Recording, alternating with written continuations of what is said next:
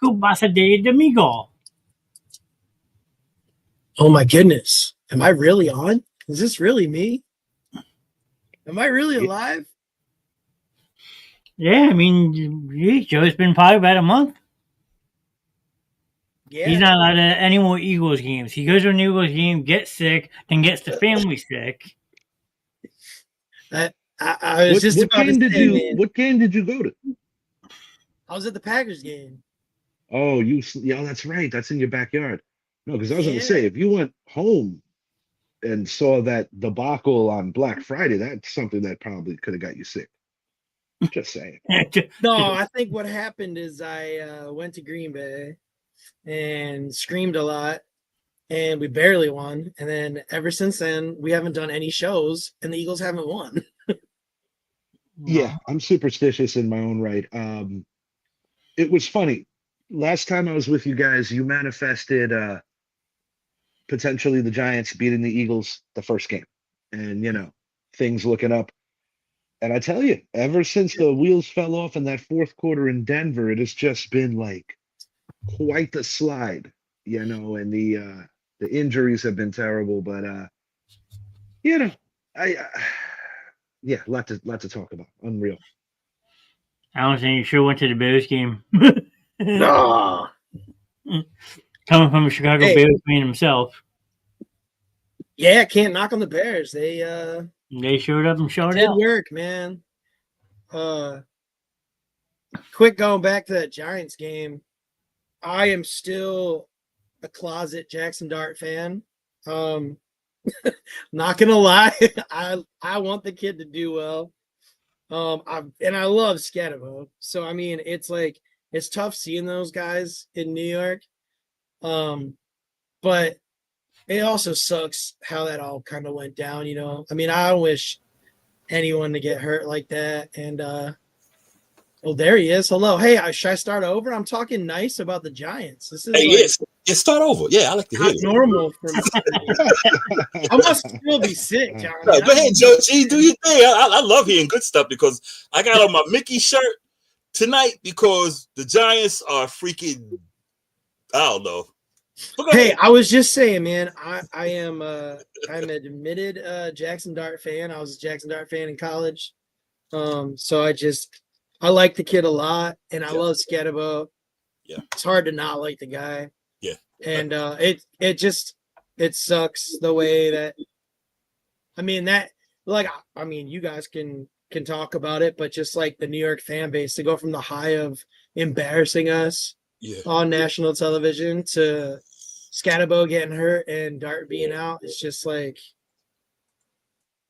I don't know. I've never like genuinely felt bad for the Giants. And I was like, man, I actually feel bad for the Giants. Like, you know what I mean? Like, I'm actually like, I'm looking forward to seeing the two of them, like, grow together and work together. And I don't know, man. I think Daboll kind of got screwed, but it is what it is. I don't know what your guys' opinion is on that. Glad you asked. Yeah, go ahead. You go ahead. Yeah, Rich, because you're gonna say what I'm gonna say anyway. So let's go. I mean, if you wanna go first, Idris, I could hold off. Oh no, because we're gonna say the same thing. So go ahead. Yeah, like-minded. All right. I'm okay with getting rid of Dable for a couple of reasons.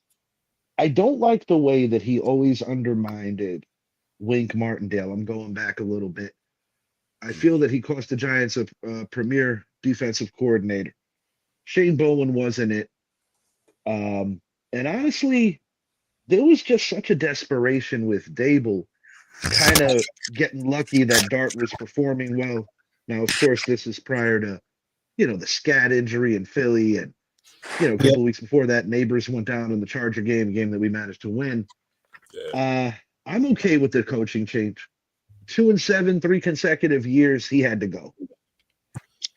Yeah, I'm with Richie because a lot of stuff came out after Dable got fired to where it's like the players were happy, and the Wink Martindale situation, it was where he wouldn't let Wink be the DC, and even with Shane Bowen, it's coming out that he was in the defensive room right there, basically telling Bowen what to do, and that's why it took so long for them to get him out of there. Because see, when Kafka took over, everything came out. He didn't say it, but listening to him, his body language is more like, look, he was like, I was in those rooms, but I had no say so.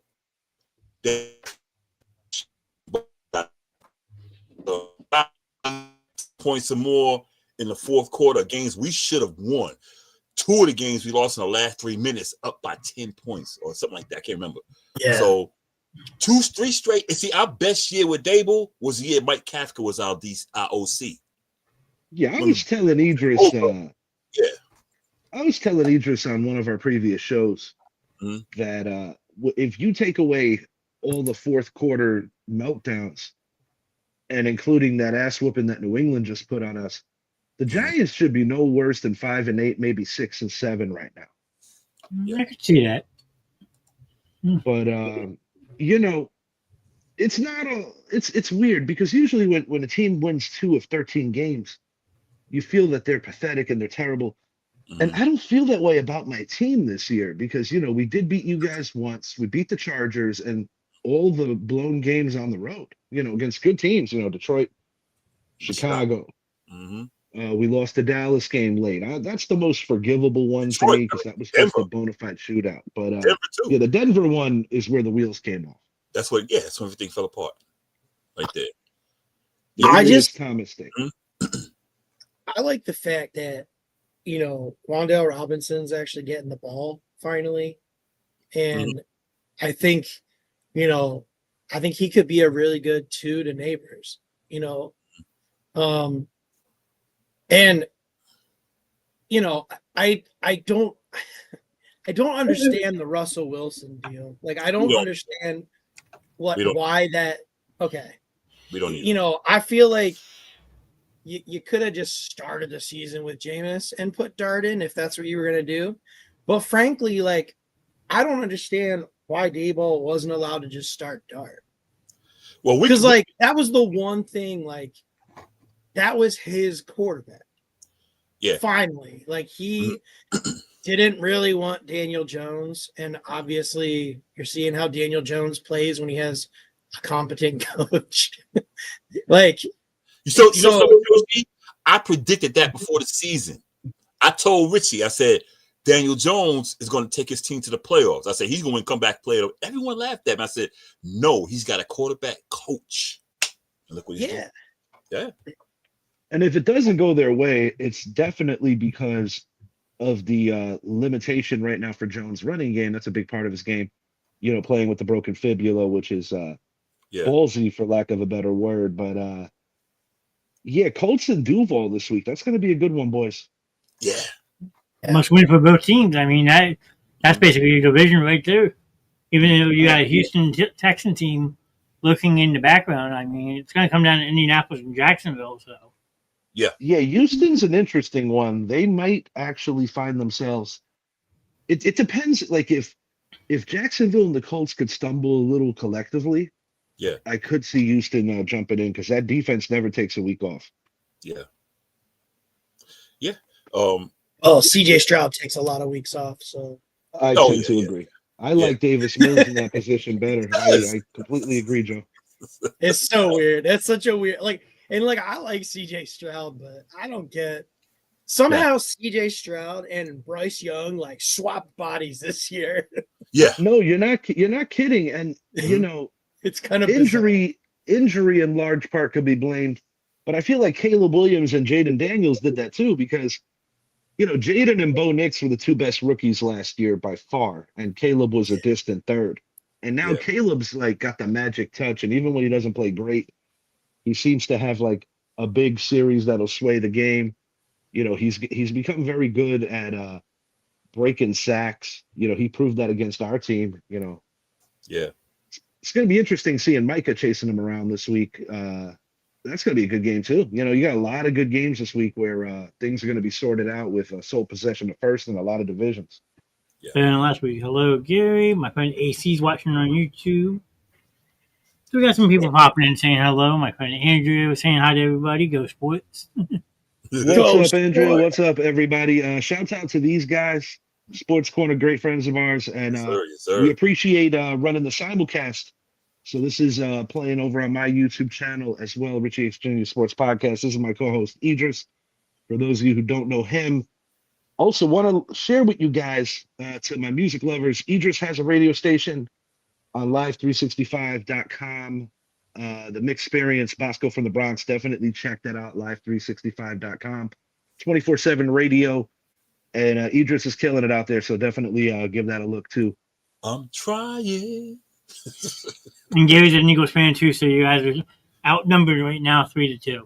Oh, it's all good, man. Oh, It's all good. Hey, It's I all mean, we might be Eagles fans, but there is no outnumbering. We collectively suck right now. Okay. I mean, no, we can all laugh right now. Dallas is losing 20-6. Okay. That's what I'm Look, when we have to depend on other teams to take care of Dallas, that's when we have a problem. Okay, I'm just throwing it out there.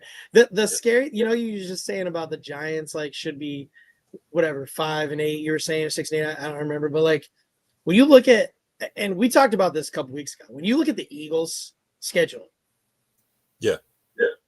there is not a single game. Well, okay.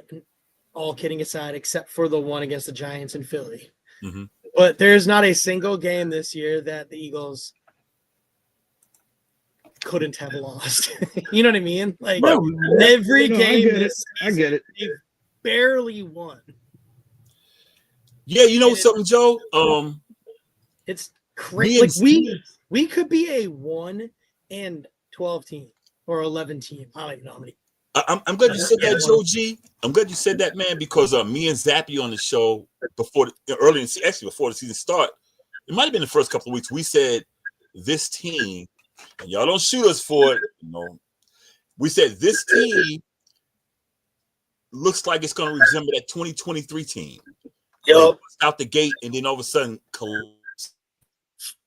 Well, the biggest factor to me is the Kellen Moore absence and Nick Sirianni's stubbornness to not take the play calling duties away from your current OC, because when you look at your coaching staff, everyone else checks the box as a very good or premier coach. You know, Sirianni has a decent amount of success in this league. Idris's cuz, Aaron Moorhead, your wide receivers coach. Yeah, Aaron, you do a pretty good job despite what's going on this year, which I don't really think is much of your doing or your receiving room's doing. You have a hell of a defensive coordinator. Your special teams is pretty good. But the play calling on offense has been poor, to say the least. And, the Saquon Barkley situation is a weird one, too. You come off possibly the greatest year of any running back in the modern era, or any era for that matter. And I think it's in part the play calling. I think it's in part he's not getting the same holes he was getting. He's not hitting the holes the same way. Becton is missing. Yeah, that's a big loss. Like that, yeah. And I know you guys won a Super Bowl without the man, but dare I say that you guys do miss Jason Kelce this time of the year?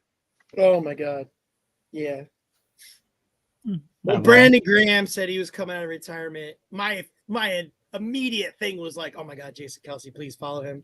Please follow him. Move Cam over.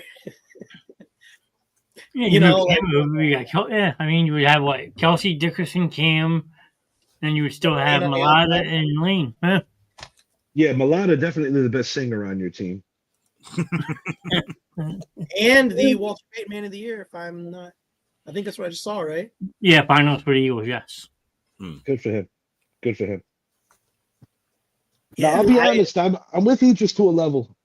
Mhm. What I'm seeing with your team right now worries me on the level of it does eerily mirror what happened in 23. It's a little too similar. I mean, Yeah. you guys are going to finish with a better record than you did in 23, unless if you have a full implosion. But Mhm. you know, the Justin Herbert thing, he's going to play, but I think you're catching a break this week with the Yes. fact that he won't be 100%, and Yeah. he's probably going to start. But you guys have a good defense. I actually on my show, I picked you guys to win this week. Yep. Okay, well, does you and Jalen Carter not playing change your mind? I'll be honest, guys. I'm not trying to punish the Chargers for other regimes, but in the month of December, no matter what year it is, I don't trust the Chargers. Yeah. And I, That's fair. you know, some my bad, Nass. Like I've been saying since Justin Herbert came into the league,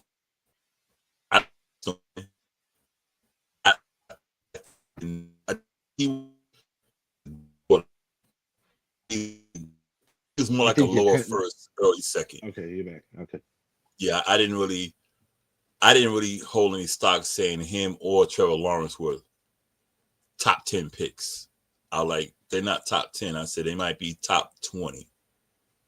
And I don't trust the Chargers because I don't trust him. And until he shows me he can come up in a big game or whatever, him and Trevor Lawrence, I mean, I'm going to still see them as low first, high second draft picks. Yeah. Show me something. Yeah, Lawrence has been a turnover machine since coming into the league. I kind of forgive him for year one with Urban Meyer, because Urban Meyer had no business coaching grown men. No. Yeah. Well, I mean, it's going to be interesting. I'm kind of with you. I think, 5 games left. I think the Eagles should go 4-1 in those games. However it plays out. That last game, I don't know if we've already, whatever, Dallas is. Yeah, you've got 3 tomatoes. Tonight, so we probably my team and the Commanders twice. You should win. Not my team. The Commanders twice. Yeah, 4-1. Yeah, but there is the joke. That last week, McKee's out there. Hell, McKee seems to read the field better at times than Hurts. So I don't know what to think there, but I'm intrigued by that Bills game because we could come into that Buffalo game with the division already won and potentially not much to play for. And to me, that game is our last chance at playoff competition before the playoffs. And Buffalo is another weird one to figure with that defense is not what it once was. And they're going to have to do it the hard way if they're going to get where they were expected to go this year, which is at minimum an AFC title game. Because, they're not catching New England. They might beat them in the playoffs, but they're not going to catch them in the standings. Yeah. Yeah, I agree. Experience might favor Buffalo if they run into New England for a third meeting. They still have to play a second one, but we'll see. New England has a year ahead of schedule. I must admit, they took full advantage of a favorable schedule. Yeah, but make no mistake, they're legit this year. Yeah, I think. Okay, good. I was just gonna say Drake May figured out the NFL. Yeah. Oh yeah. That was 100%. Buffalo, it's like they've lost a lot, man. They just look beatable, man. They're starting to look like that Buffalo team doing the Tyrod Taylor years, and when they were transitioning to Josh Allen, they look like they can be beaten by anybody. That's just the way they look now. And just they don't look. have been Yeah, they don't look tough no losses more. to Atlanta, Miami. The Texans beat them, even though the Texans weren't exactly cooking on offense. Mhm. Yeah, Buffalo is they've been a disappointment when you look at the lane opening because their biggest nemesis and thorn in their side, the Chiefs, are not having their kind of year. They could miss the playoffs in their own right. I don't think they will. I think after know- this Eagles win, Mhm. they're going to beat the Chargers and make things interesting. But the lane is open for Buffalo this year, and they're squandering it. You know something, Richie? Buffalo picked the wrong time to start crashing. Like you just said, Kansas City is not Kansas City anymore. And that's You the know- one team that has been their Achilles. Yes. And, you could probably, in second place, I guess you could say the Bengals. Yeah, that's what I'm saying. And see, you're choosing now to start falling. And here you got New England went from, cellar dwellers to the best in the league. Like this is when you need to be tough.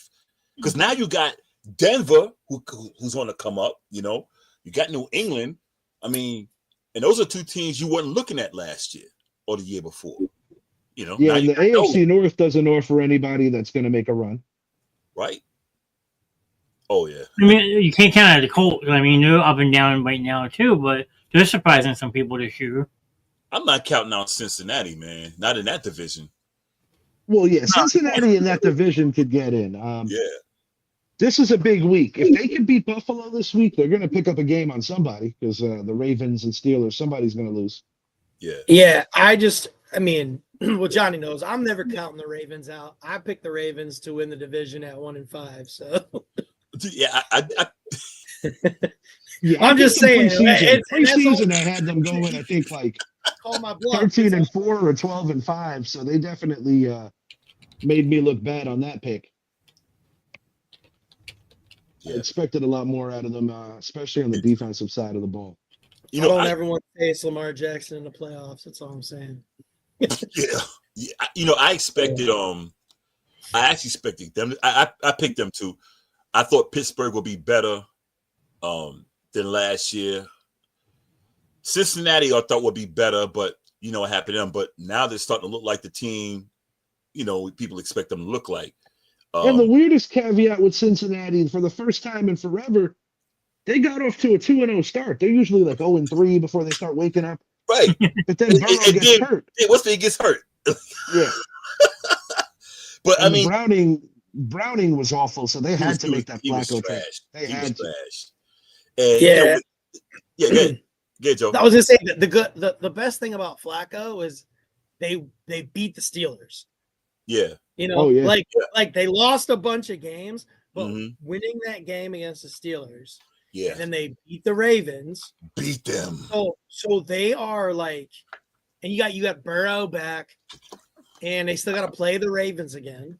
And they Yep. still got to play the Browns. They've got their division games still. I mean, you look at the schedule for them to finish the year. Like you said, if you beat Buffalo, Mm-hmm. then you're at home against Baltimore the following week. Mm-hmm. So let's just say let's say the Steelers beat Baltimore. Mhm. The Bengals going to beat Baltimore. They could be in first place. I know, dude. That's what I'm saying. Yo. It's insane. And not I only that, actually believe that if the Bengals finish even 8-9, they This might is be possible. able to still It's win the possible. division. It's possible. imagine if they win those next two games. Their last three games are the Dolphins, the Cardinals, and the Browns. And Joe, they were dead in the water a few weeks ago. They were dead in the water. The worst defense in the league. I don't think Baltimore wins. Like, just- Look at them now. yeah, Real like season. it's just, It's been a weird year. It has. Can you imagine the Bengals hosting a playoff game? That dude. I Right. know, 8-9 hosting a playoff game. Not quite as egregious as what was Seattle Seattle that year? 7-9. 7-9. Hey, I can't Marshawn remember what Lynch that had the is. greatest moment in the history of the NFL that season. So I remember something like that. what was it, 2008? Yeah. And yeah, in LA, San Diego Chargers at the time were 8-8. They beat the 12-4 Colts. Yep. The 11-5 Patriots had to stay home. Yep. And those are the breaks. Now it's a little more avoidable because of the extra playoff spot where Yeah. these things don't happen quite as frequently. Yeah. And I know the competition committee has talked about, hey, winning your division shouldn't guarantee you a whole game. I'm Right. okay with that Yeah. because if that's the case, then there should be no divisions. You just go by conferences. Yeah, yeah. You win your division, you get a home game. Like Yeah, it's regardless like of how almost bad. following like the college route where nothing matters. You know, like I don't know why we have conferences. Does matter. None of it matters. I would, I agree with it. I think the team. I'm kind of like iffy because remember that year when the Patriots went 11-5 and they didn't make the playoffs. Yeah, that was the Matt Castle season. That was Matt Yeah, the Castle. crazy season, yeah. And the Matt Castle season, and I'm like, that shouldn't happen, man. And you had the 8-8 Chargers hosting a playoff game, and they actually won. They actually won, right? So that I'm like iffy on it. I feel you win your division, that should mean something. That was a season I try to forget because I think that was one of the Giants' best chances to go back to back. That's when their we history. won 14-2, I think. I mean, Yeah. Next year. Yeah. Plaxico Burress second. Those last 5 games of the year, everything imploded. Yeah.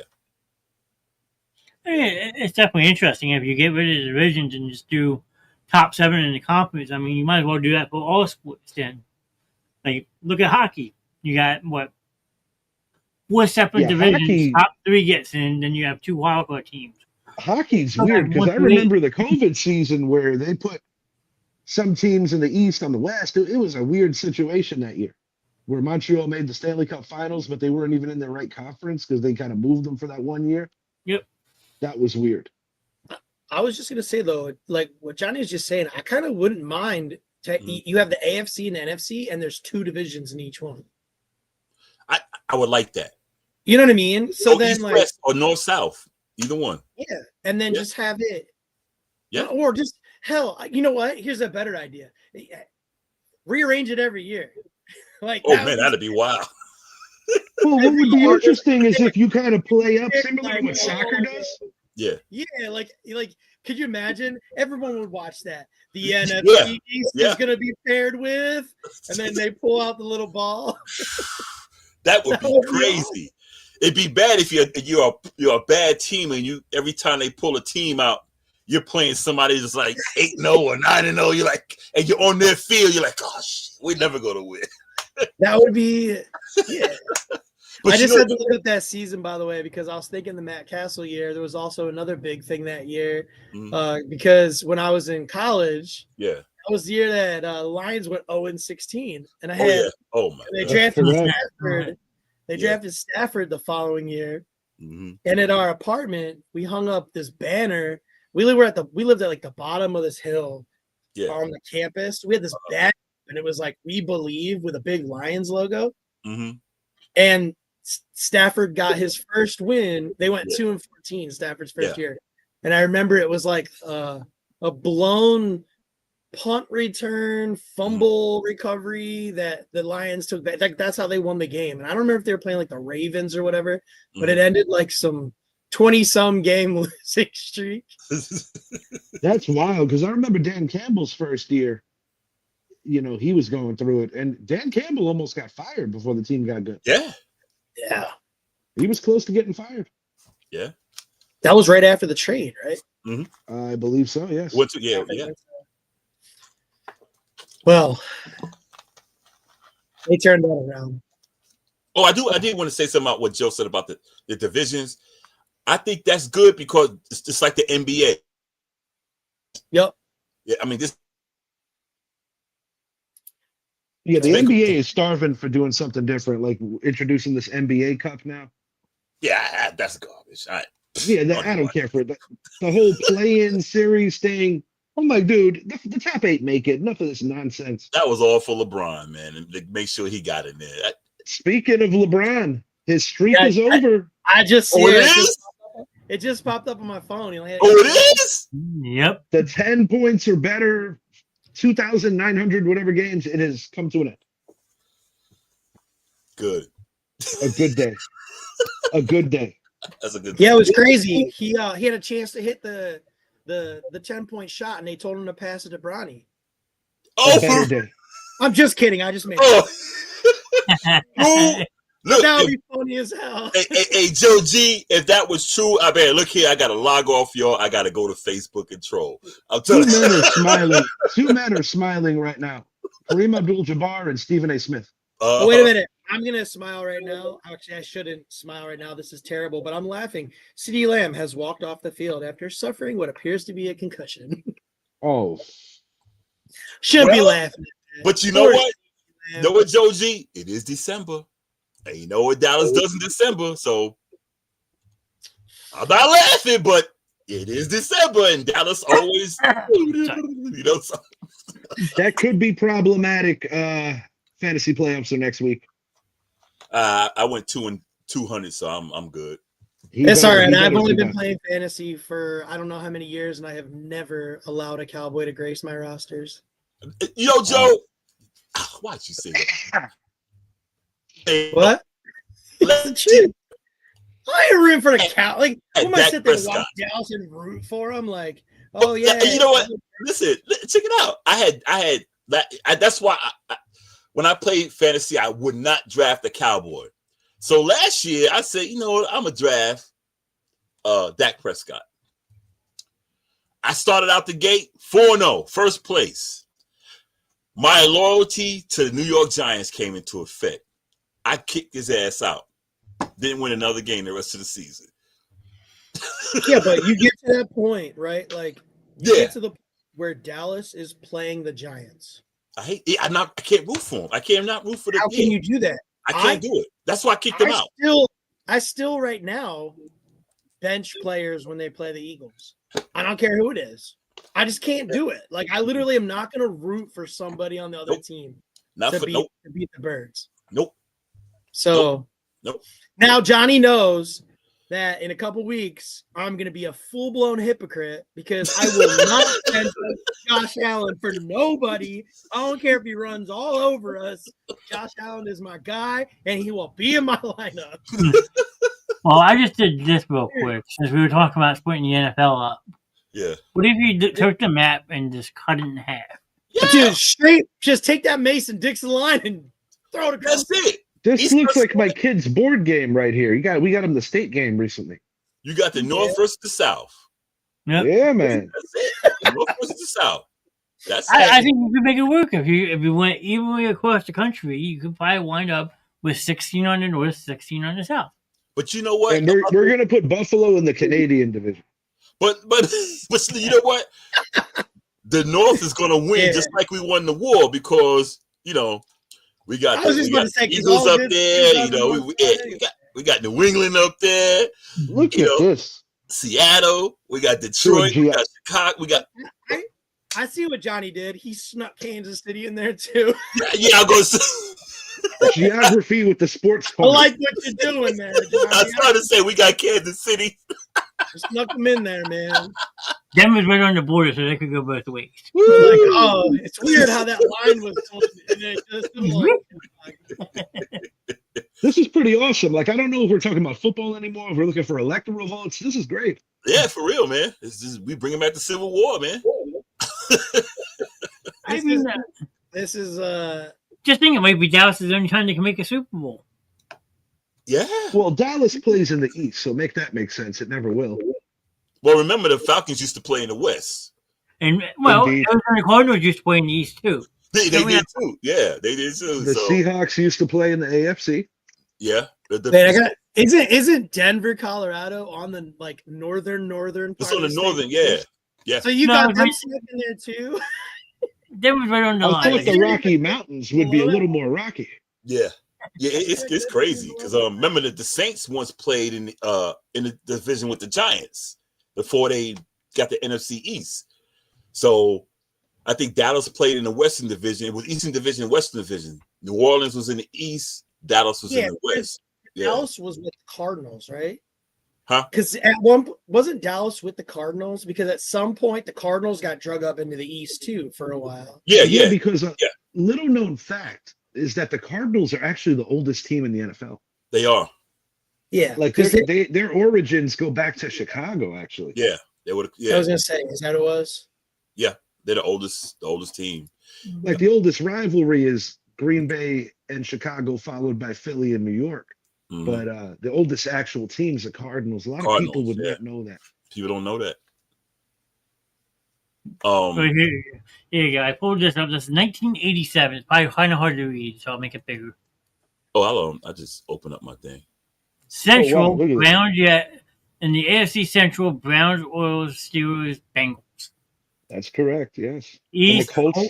Patriots, Dolphins, Bills, Jets. The final year of that alignment, Johnny, was the first time that Brady and Peyton played each other. That was the only time they played each other twice in the regular season. It was the final year of that 99. for the alignment and the realignment, and that was the year that Bledsoe got hurt. Mm-hmm. So then you Go look at- to 68. Can you go back? Oh, yeah, I can. Yeah. Let's see. They Central. was St. Louis.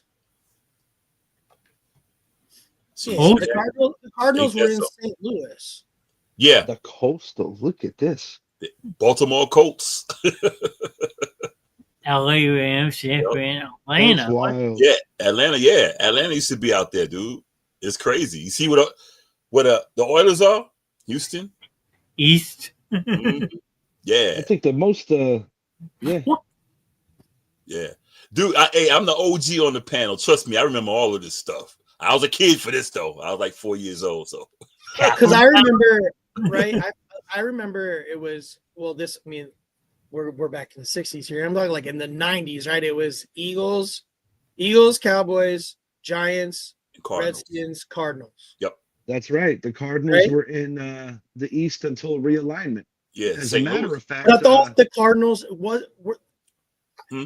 When was it? Because didn't Emmitt Smith play for the Yeah. Cardinals season in that division? Yeah, his last 2 years, I think it was. Yeah, Yeah, they were still in. Okay, it was still in the division. Yeah, because I remember that like when Emmitt went back to Dallas, it was. what they year were was that? division Was that like 01 or was that after that? nah, Yeah, I think was thinking before that. 2000, but I think you're right. Or I think 2000, something like that. Yeah, What's in that one? I'm looking real quick. 99? it might have been somewhere around there. Because there's the Patriots and Colts, 99. Yeah. That would have been Brady's rookie year. Mm-hmm. Well, technically, Brady was a rookie in 2000. He was on it. Yeah. There you go. He would have been in that one. Yeah, that's when they took the Cardinals out. Oh no, there they go. They're right there. My bad. Still on the Yeah. Bills. And where are we? Yeah, what the Yeah, hell we're going not on with very Philly? They kicked you guys out of the league that year? What's going on? They must have kicked them out for that year. What year is that? 99. So we would 99. have been last. 99. We were definitely a chunky. Yeah, yo, season. yeah. It's, They gave the Eagles program the death penalty that year. right. Probably did, man. Eagles made the NFC title game in 99, did they He not? erased Nope. all the records. Nah. No, I'll put that's Charlie McNabb's year. That was McNabb's rookie season. We were trash. Dougie Peterson was our quarterback. Mm-hmm. Correct me if I'm wrong. Oh, I'm thinking of the Buccaneers. The Buccaneers played the Rams that year. Greatest show on turf. Was that season? Yeah, 99 was the Rams and the Bucks. In the Bucks. Then the Rams went on to beat The Titans, right? Yes. Yep. Yeah. On what's his face, not stretching out an extra guy. Dyson. Yeah. He rolled Kevin over. Dyson. Tried to roll over. And a No, guy came out of the grocery store and won the Super Bowl. Right. That was crazy, dude. There goes former Giants great Kurt Warner. Yeah. Man. Great for 9 games. Yeah. Hey, isn't it crazy to think some dude out of a checkout line at a grocery store was in the Super Bowl more recently than the Cowboys? I love it. That is pretty remarkable. I love And, it. I love it, man. I love it. Look, hey, Man, hey, I'm so- I had to do it. I had to do it. An undrafted rookie, Victor Cruz, blows out his knee in 2010, comes back and sets the Giants single season record. That's another. I always said that if they made a movie Mhm. out of like an underdog kind of player, I mean, they already did that with Warner. Mixed reviews on that movie, but I thought Victor Cruz would be an interesting guy to play. But just So like Lamb is out with a all-time, concussion. like Yeah. Giants team where every position just has some weird thing about him. Like You got a dude who shot himself, a dude who blew his fingers off with fireworks, a guy working at a grocery store. Who else we got? Yeah, Who's out there? we have a guy who is arguably the greatest defensive player of all time, but he also headlined WrestleMania. LT. He Yeah, man. Beat Bam Bam Bigelow, the Beast of the East, Asbury Park, New Jersey. Yes, sir. Yes, sir. You guys have had some very special Interesting. players. Yeah, we did. Yeah, we got You guys have also Rosie- been in the Super Bowl. Rosie Greer. recently. Rosie Greer was security detail for RFK. Mm-hmm. Yeah, man. Yeah. We had some we had some Emlyn interesting Tunnel. characters, man. Emlyn Tunnel. Emlyn Yeah, my Tunnel, boy. first African American inducted into the Hall of Fame, Pro Football Hall of Fame. And he had to hitch a ride on a fruit Yeah. truck to get there. Number two in all time interceptions behind Paul Cross. You sure? Yeah, man. I mean, Yeah, that makes yeah, that character at least 1 year. I mean, look at Teddy Bridgewater, coaching high school football and then gets kicked out of high school and now is backup quarterback in Tampa Bay. No, you definitely have some strange ones. I think there's nothing stranger than the Washington quarterback who was released from jail too early and he was on Monday Night Football. You cannot make that shit up. Can't make it up, man. Who's it? This was during the replacement season. I believe it's 87. Okay, I was Yeah. like, this isn't like a recent thing, is it? Nah, No. about 87. That's wild. Yeah, he played it. He played in Arlington, lit up the Cowboys, and then the next day went back to He would. Mm-hmm. That's great. That's great. I'm just trying to think of how that goes down. You're like the Raiders head coach, and you're like, we only have any wide receivers left. Warden, I need Ruggs for one game, and you can take him back. I just need one game. I need a wide receiver, please. Well, funny story about the Raiders. John Madden, ahead of their Super Bowl, was so nervous Mm-hmm. that he wanted to get to the game, and he accidentally left some of his players behind. So Raider fans who were in traffic were collecting Raider players to take them to the game. I remember that. The Raiders are another team that's kind of dubious going into Al Super Davis, Sunday. man. You remember Barrett Robbins had that gunfight with Dade County? That was pretty terrific. Yeah. On the eve of the Super Bowl. 80s were crazy, man. Those guys. Oh, Al Davis, hey, the original Jerry Jones. Hey, Lyle even Alzado. I'm going through the list right now. Even Oakland's been in a Super Bowl more recently than Dallas. Yeah. I was Yeah. trying to add them up. I'm like, how many teams have actually been to the Super Bowl since Dallas was relevant last? Quite a few.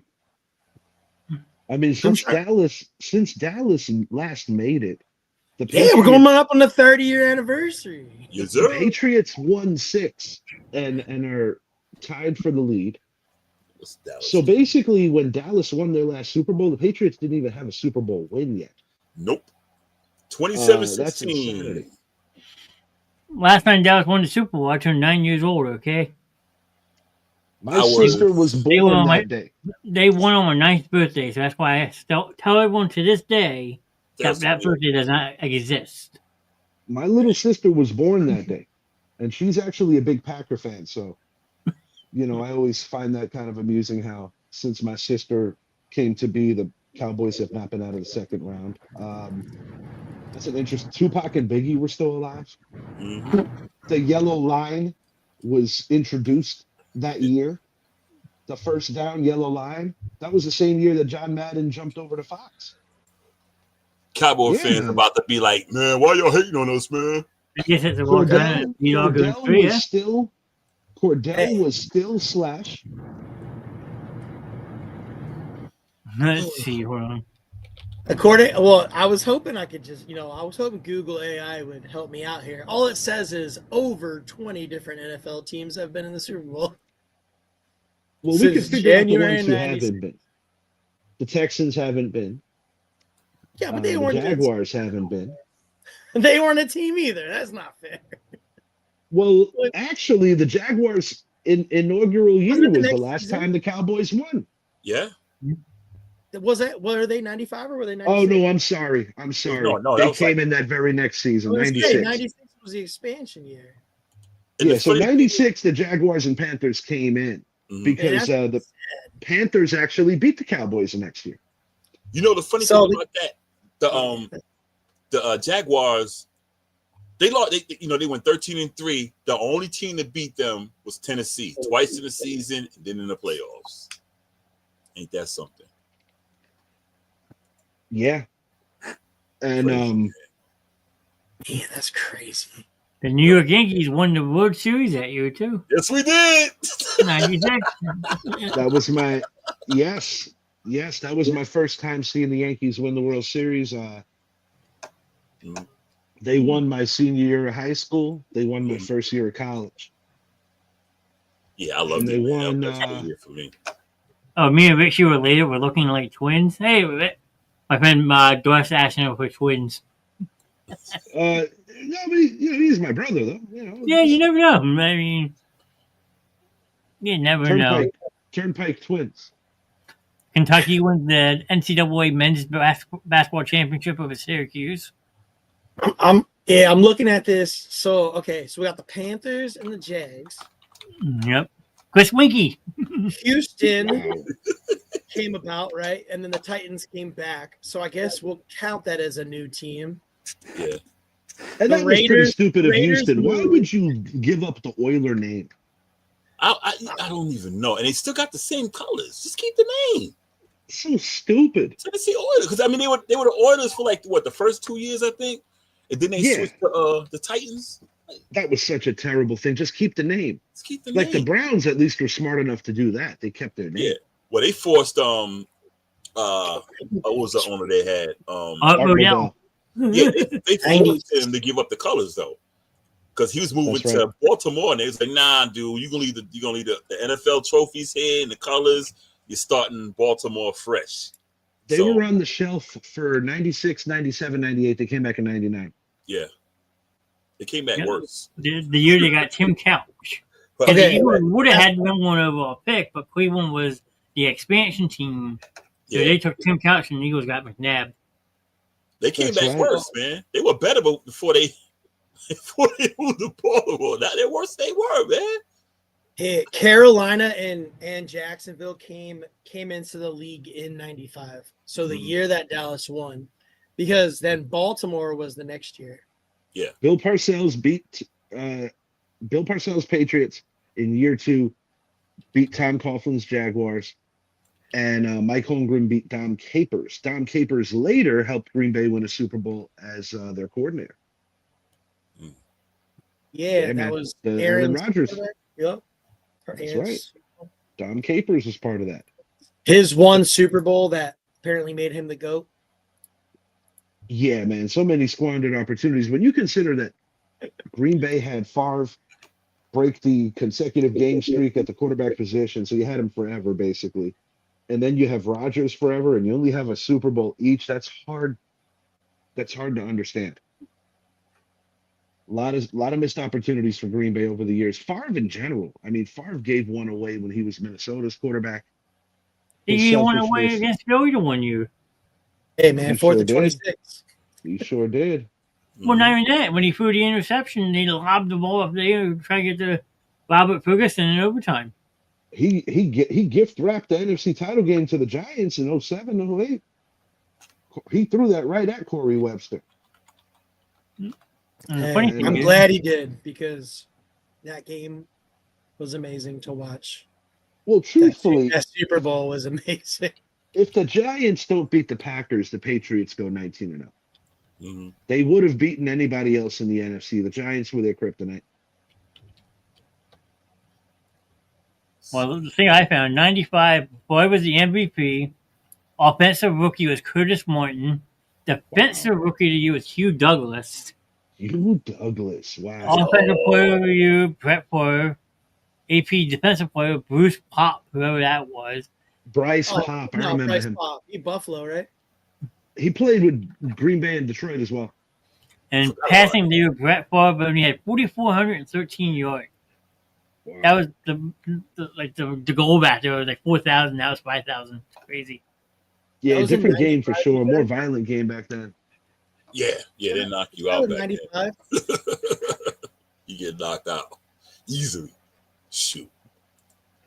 Is that Yeah. the year that we played Detroit in the playoffs, or was it the following year when Rodney Pete went off against Barry? Oh yeah. You know what I'm saying? Like it was like 55-20 or something. It's probably the best game Rodney Pete had in his career. No. I don't remember if it was that Probably year or the beat that. following year. Well, my ticket just died with CeeDee Lamb's concussion. I needed a score out of him tonight. Good fantasy day, though. The good news for me, I just thought about this. He's in concussion protocol, but he has until the Sunday after this Sunday, so he'll be all right. He should be good for the fantasy playoffs. Yeah. It's 2019. What a weird game. Let's see. The Buffalo Bills 10-6 that year. Miami, Indianapolis 9-7. Patriots 6-10. Jets 3-13. what else? San Diego Chargers. Just looking at what we No, it was I a wish they San go back Diego to San Diego, man. Superchargers. Okay. yeah, in the Arizona just miss Cardinals Chris that year. Berman. Chris Berman to be like San Diego Superchargers. Yeah, I used to love that. I used to love watching that every Sunday night prime time. Watch those guys doing all the games. Whenever the Giants would do a trick play, tricky Giants. I just saw when he'd be like, whoop! And he cuts the guy. Oh man. Big cut, go. Oh, Yeah, Berman definitely had the best one-liners. Maurice Jones-Drew, Olivia Newton-John, that was awesome. Yeah, he always had the best one-liners. You know, just murdering people's names. Yeah, Berman's the best. It was awesome. Let's test Joe's knowledge real quick. Joe, so Eagles made the wild card that year. They were a home team versus this team. We won. Do you remember who it was? What's that again? What's the question? The Eagles made the playoffs in 1995 as a wild card team. That's what I'm saying. It was the Lions game. I think that was the Lions. Yeah. The What? Loomis Brown guarantee. And he spanked that's what I'm saying. That was the game Ronnie P went off. Who was the starting quarterback for the Detroit Lions that year? Do you remember? Scotty Mitchell. Yeah, gotta be Right. Mitchell. Yeah, I'll go. Yeah, Scott. That's the one I could think of. Scott Mitchell. Gotta be Mitchell, number 19. And Herman Moore was the wide receiver one. Yep. If you gotta see, I don't know. Well, I'm sure there were lines for the game back then, but like I remember the Lions were heavily favored to win that game, and Rodney Pete was like, "I'm gonna do it, boys." Well, Loomis Brown guaranteed Detroit was going to come into Philly and kick ass. And Oh yeah. I just Lomas Brown, member of the 2000 Giants. I gotta see. I'm trying to find the. Rodney Pete had to have had at least 300 yards passing in that I'll game. tell you, I'm looking at it right here. I'll pull it up. Right, yeah. I got it. Let's see. No, good old game at Veterans Stadium. Let's see. Rodney Pete, 17-25, 270 yards, and 3 touchdown passes. We were wrong, dude. It was Don Mikowski. The Oh, Magic wow. Man. No, Don Minkowski came in after they benched Scott Mitchell. Yeah. Because Scott Oh. Mitchell threw 4 interceptions in the first quarter. That makes sense. I was like, yeah, 23 passes doesn't seem like a lot, but now that I see that there were 6 interceptions thrown in that game. Jesus. And 3 of them, I think, were returned for pick sixes. Ouch. Fred Barnett, 8 receptions, 109 yards, and a tutty. Barry Wilburn. No, I thought there was another one. William Thomas. There's 2. Wow. I think it was 2. 1, 2, 3, 4. Yeah, there were six. There were 6 interceptions by 6 different people. Yep. Yeah. That's insanity. That was a wild Yeah. game, dude. At halftime, it was 38-7 Philly. I'm liking I was this. gonna This say, is yeah. stuff that I actually forgot about, but now I'm remembering. I remember we were destroying them, and then I think it was like, all right, we took the foot off the gas, and the final score was 58-37. I got a dubious one for you. The 1997 playoffs, New York Giants were up by 2 scores late against the Minnesota Vikings. Keith Hamilton and Michael Strahan in the middle of a play are punching each other. And Randall Cunningham connected, I think, with Chris Carter. But yeah, to put it bluntly, the Giants blew, I think, an 11 or 12-point lead with about 3 minutes left. And we were headed to Lambeau. That's where the story would have ended, but I was fired up because, my old man was a diehard Packer fan, and I was looking forward to Giants and Packers, finally meeting. It would have been the first time since the NFL championship.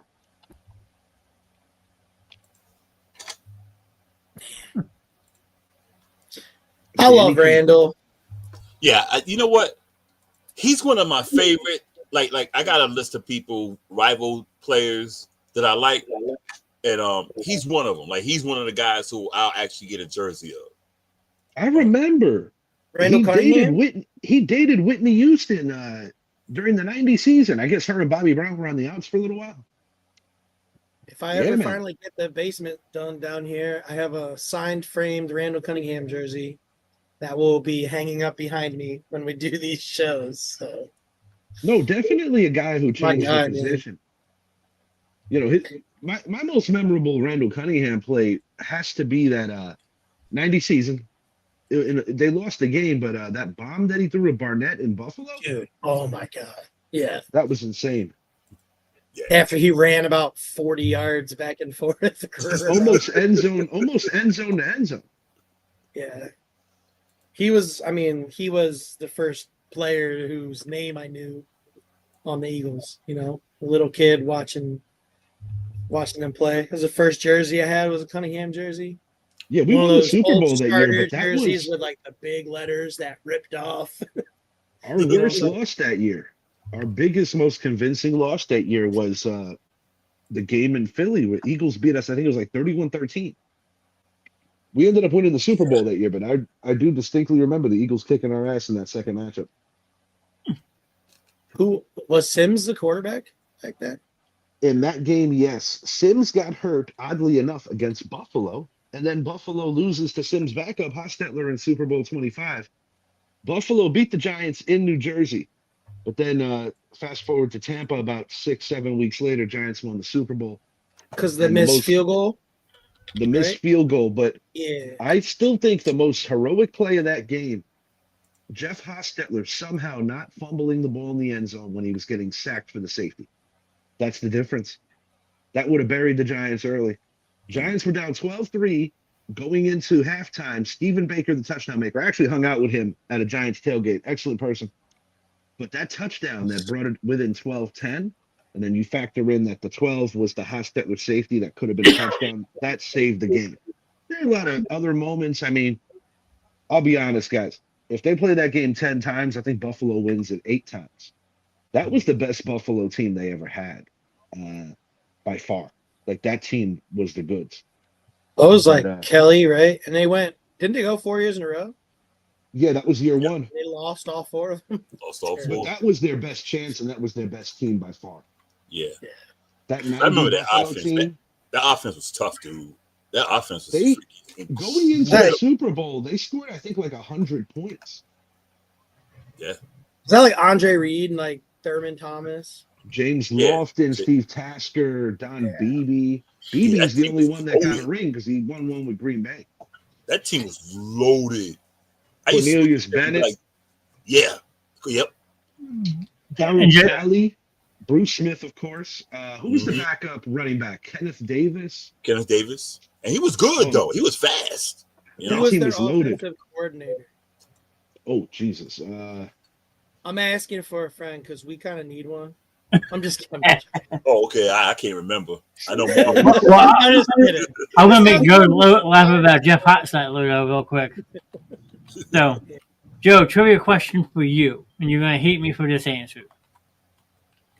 He only started 3 games for the school before transferring. Where did Jeff Hostetler start his college career at? God, I hope it's not Temple, man. Nope, second worst. Penn State. We are Penn State. Then he transferred to West Virginia. I have never been so excited for college football. Yesterday they announced Temple with the #1 recruiting class of the American Conference. Penn State can't get anybody to go to their school, and we play in Philly next year. Yeah, let's tell these two what you think that you're gonna do. He's gonna invite me to the game to sit in front of him so he can throw stuff at the whole game. Isn't that rude? That sounds like me. Hey, I invited him. That sounds like me. I can't wait. Oh my gosh, I've been waiting for it. It's been 10 years since the last time they played at the link. Has it really been that long? Wow. Oh, and we spanked them. Sackenberg, baby, 10 times. And now we're getting them next year. And it's But gonna yeah, to be your point, nobody wants to mess with Penn State. Nope, I mean, everyone's you going. know what? It's you know what? Penn State's that type of job. I mean, you got Michigan, you got freaking Ohio State. Now you got Indiana up there.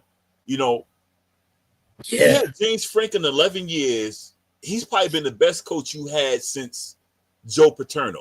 Yes, definitely And, like, since Joe Pop. And Sure. Penn State needs to look at, like, it's going to be hard for us to overtake those the Ohio State, Michigan teams like that. Yeah.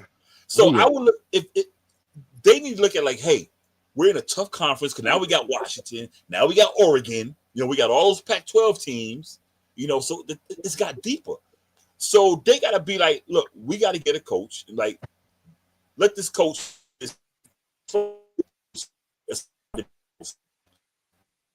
Did you hear who's linked to Penn State? I thought I saw the Iowa State guy. Oh yeah, he's He's been linked there. to- I expect that guy. He's been there since what? Like, he's been about 11 years, 10 years. But Iowa's coach Brian been there. Dable. Brian like Dable 20. was linked to Penn State. Yep. Yeah, he is. He is. And what's even more comical, when Lane Kiffin leaving Ole Miss, Joe Judge was linked to get the bump up there. Joe Judge. Yeah, Unbelievable. that Fat guy. clown. That guy. I knew that guy was a piece of work, or he was so lazy that he still wore his old Patriot hoodies, and you could still see the indentation of the Patriot logo. Yeah. So he just kind of slapped the NY over it. I was like, yeah, buddy, I see what time it is. And never forget, Gettleman was a Boston guy. This is like some cowboy shit right here, man. I don't need to live in the past. Let's look at the last couple games. How'd it go? Show me the last couple games. Ooh, Wait, you 27. barely beat us at State College. All right, let's see the game before that. Uh, 27-10, huh? Oh, yeah, look at that. Yeah, yeah, that's 27. Look, nothing before that matters, okay? Temple wasn't even in a conference half those other games, so those are not impressive wins. We were literally the worst team in college football. And what year is this? This is all history. This is all. Okay. Temple was so bad at football. The Big I was just pulling this kicked up. Though. us out. Oh yeah, Temple. Yeah. Kicked us out. The only independent schools were Notre Dame and Temple, and we weren't Yeah. independent by choice. Yeah. We're independent because we suck. Yeah. You know, Temple. I didn't really pay attention to Temple except for basketball. You know, until Ray Rice Yeah. came out. I was like, oh, okay, Temple. Okay. John Chaney era. John Chaney. Yeah, Yeah. John Chaney's and my John boy. Calipari. Calipari I'm gonna was kill there, you. yeah. I'm gonna kill you. You see that? Whoa! Oh shit! Whoa! Very Oh nice. yeah, that's what's up. That's My the boy, man. it sits here. Yeah, it looks at me every day. John Chaney Man. is literally. I like remember when he was gonna choke John Calipari. Oh I'm yeah, gonna kill you. told me I'd kill him in the parking lot. That's when I knew I was going to Temple. I was going. That's when John Chaney snapped and started acting like John Kreese. John Yeah. Chaney is the That's greatest terrible. thing that ever happened in North Philadelphia.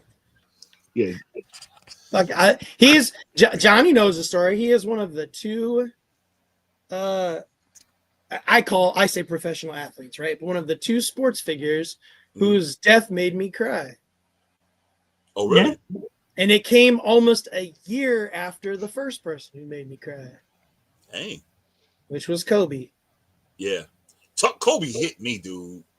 I Yeah, was that at hit me. work, man. me And, too, Yeah, I I- was working, and I yeah, I never was worked all- Sundays, but I worked that day. Yeah, I was at work, man. I was getting ready to get off, and the chef that was coming to relieve me came in. I said, "What's going on, man?" He said, "Man, the first thing I wake up to is Kobe died." I was like, "What?" And I looked, I was like, oh my goodness. And you know, I was at Brett's place. I was working with him. That's when I had that as a second gig. dude, when we announced it in the restaurant, people just broke down. We cut it on the TVs and everything, and people in the restaurant just crying. We had a signed plate, a signed Kobe Bryant plate behind the host stand in Chef Art Smith's homecoming. Yeah, man. Yeah, that day was weird. Hard. I mean, the crazy thing, I hopped on a plane going to California the next day. I was heading out to California that year for my birthday. Yeah. That happened on Sunday. I flew out Monday. The amount of LA Kobe Bryant jerseys I saw flying out to LA that day was nuts. Our first podcast, when it was still the Jordan Patrick show, was right after we lost Kobe. Yeah, I was trying to remember. Johnny, do we have our chat going at that point or not? Because more than likely, yeah. Because Mike, I just remember getting a text in the morning from Mike. It was just like Kobe Bryant died. That was it. And I was like, "What are you talking about, dude? Like what?" And then I went thought on it was the a news. hoax at It was first, like and right we there on the front page of a ESPN. lot of misinformation those first couple of hours too, because there were some reports that Rick Fox was on that helicopter as well. Yep. Yeah. And then there was like they didn't know if his daughter was on there, not on there. And That then was they the hard realized one. That was the hardest part of that.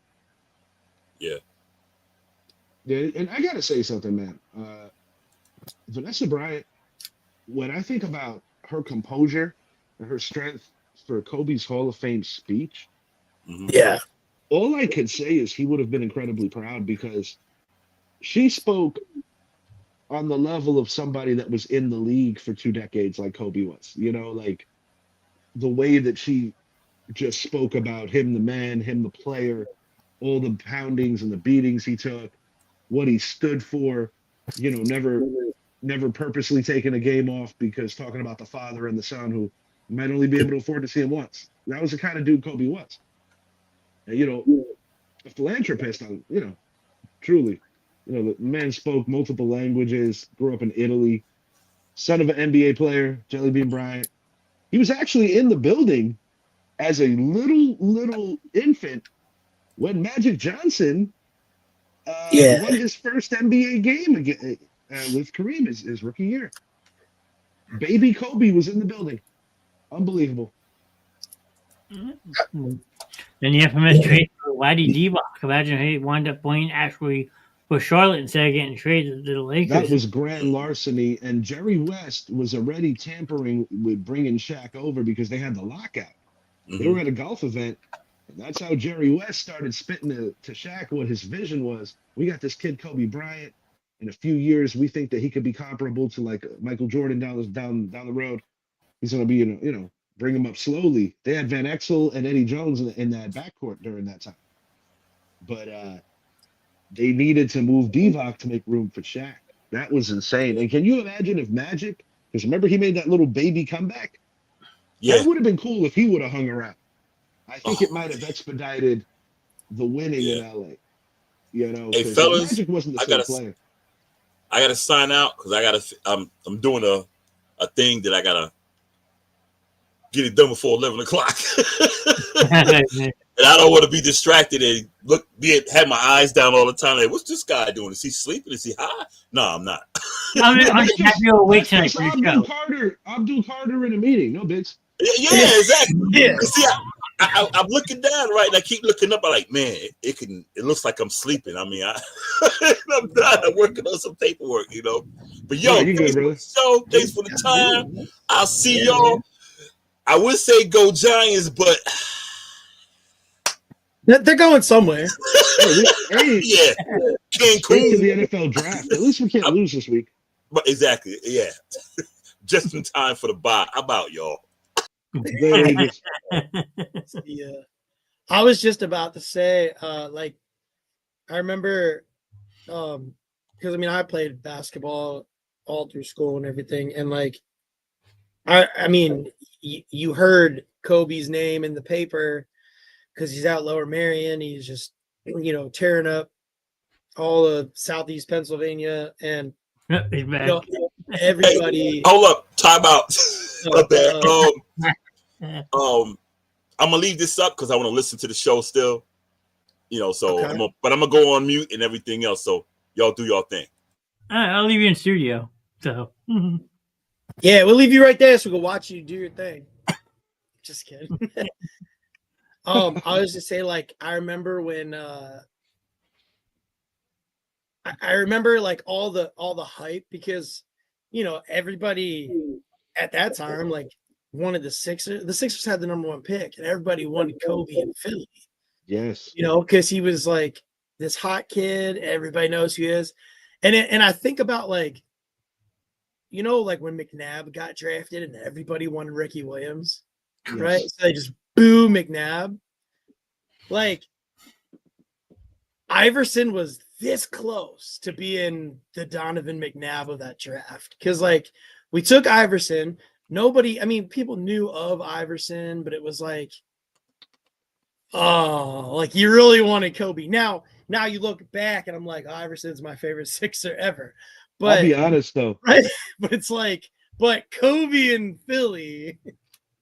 That's why that championship meant so much to the city of Philadelphia, even though we lost. Like for Iverson to go to LA and get a Winning win, game one and the fashion he did. that cemented him in Philadelphia. Absolutely. And the iconic stepping over Ty Lue. But this is something interesting, at least my opinion anyway. You know how Kobe was kind of a late bloomer and they brought him up slowly, as I mentioned, that backcourt, proven guys. You had Nick Van Exel, you had Eddie Jones, you also had Cedric Sabalos for a Eddie minute. Jones, another Philly guy. Let's go. Temple. That's correct. That's Sorry. correct. But this is my thing. If the Sixers would have drafted Kobe, I think there's a possibility that he might have burned out and it might have been a bad situation for the organization and Kobe one and the same. Because if you remember during that era where kids were getting thrown into the fire right away, a lot of things went wrong. Like you look at a Chris Webber, he didn't really hit his peak until like year 6, 7 when he started maturing as a player, and he got traded a lot. Garnett kind of hot out of the gates, but when you look at it then, and then they started changing things when you can't jump out of high school. Yeah.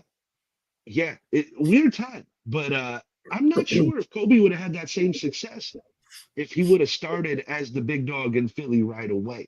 And who would he have been playing with? He would have played with Stackhouse, if I'm not mistaken. Well, it's actually a great point because I mean, if you think about it, like the Lakers weren't really all that good. No, at that time they were an entertaining team. Yeah, and then when he he came over, he had the contentious relationship he had with Shaq his whole time, but like the reality was, those first couple of years of them playing together, like Shaq could kind of protect Kobe.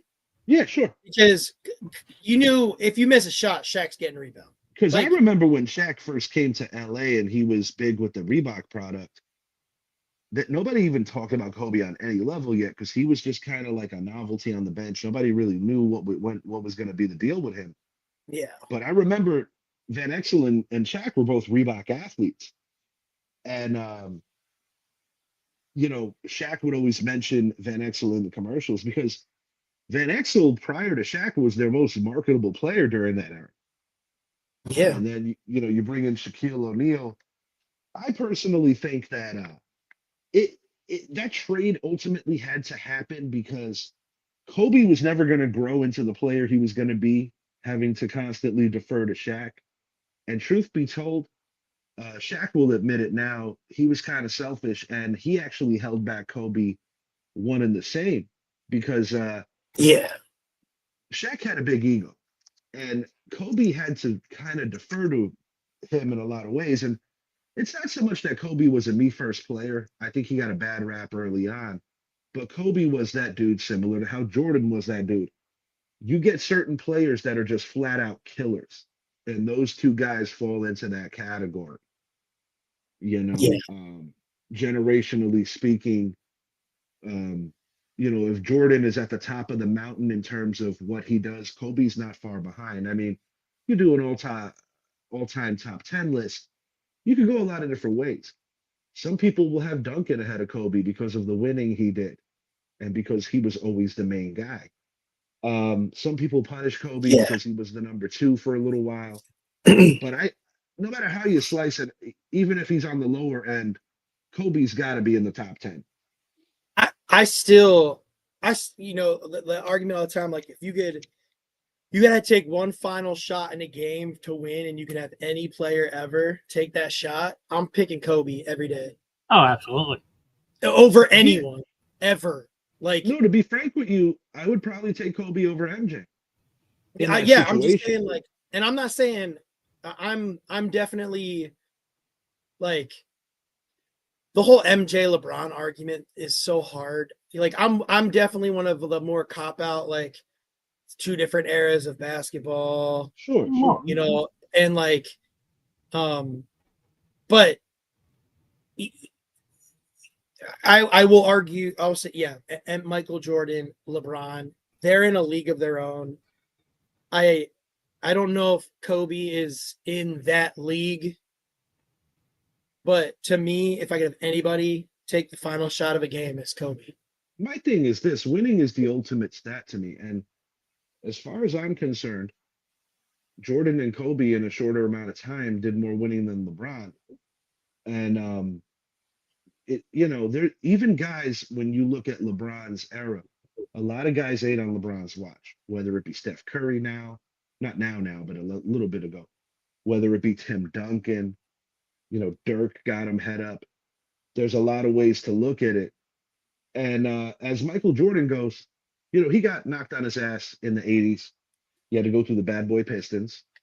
The Celtics owned him. But once he finally beat the Pistons, he was at the pinnacle. And the only series that Michael Jordan lost after winning an NBA Finals was the year against Orlando, where they lost Horace Grant that offseason to Orlando. They didn't have Dennis Rodman yet. And I think Jordan was still getting back into basketball shape. I'm not going to make excuses for him, because when you drop 55 on the Knicks in Madison Square Garden, you are back. Yeah. They didn't have enough.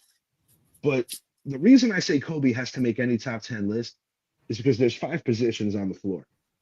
If Michael Jordan is the greatest shooting guard to ever live, which he is, then Kobe's the second greatest.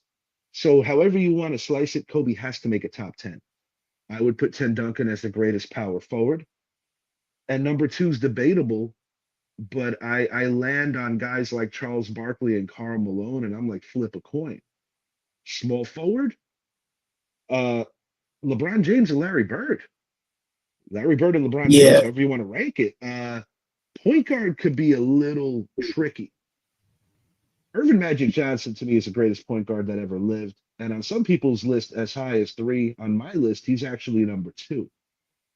And then center, Kareem Abdul-Jabbar, Wilt Chamberlain. Or are we going Kareem Abdul-Jabbar, Shaquille O'Neal?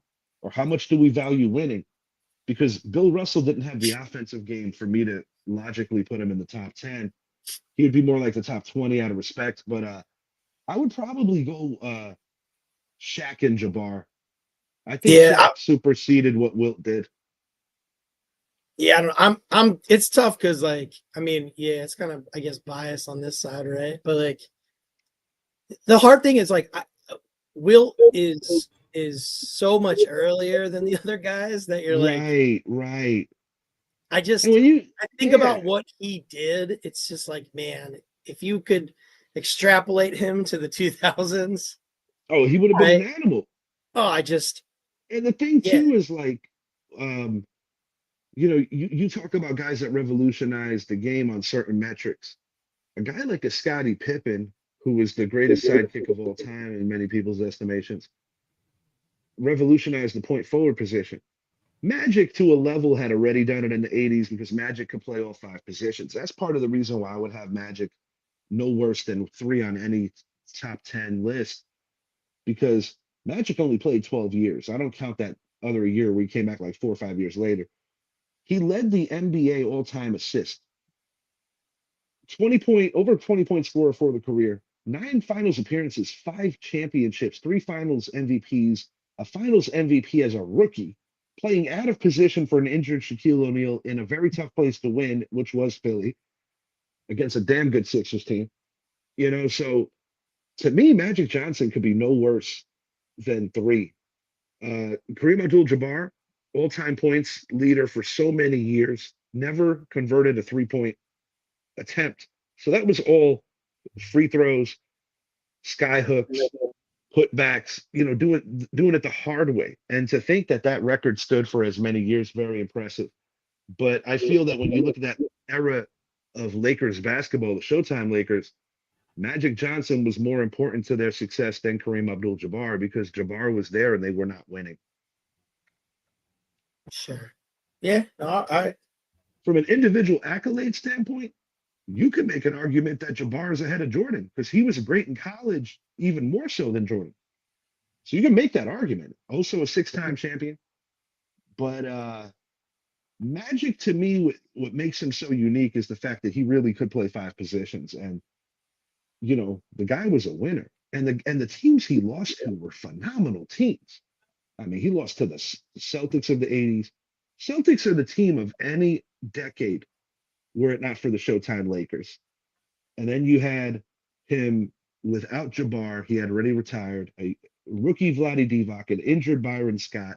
They were outclassed, outmatched by the rise of the Chicago Bulls. I would have loved to see the Showtime Lakers get at the Chicago Bulls. I think you might have had a different result. yeah. It's like it's tough because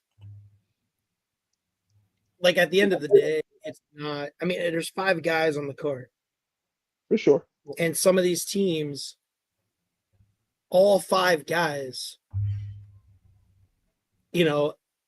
at some point or in some way, like can be argued to be in the top 50 of all time. Like Yeah, the it's entire pretty 5. remarkable. And so, like I've always wondered, right? You said Pippen's the greatest sidekick of all time. Is Jordan without Pippen? I think Jordan could have won with other players, but I do think that Jordan had to wait. I do think that Jordan had to wait for Pippen to get to that level of being a top 5 player in the league during the Bulls dynasty. Because I think about it, same thing with like Kobe and Shaq. Magic never won without Kareem. We could say that too. That's what I'm. Yeah, right. So you look at. I mean, I just pulled up because I was just curious to see like scoring leaders. So you got Karl Malone's number 3. You got Malone and Stockton, right? LeBron, like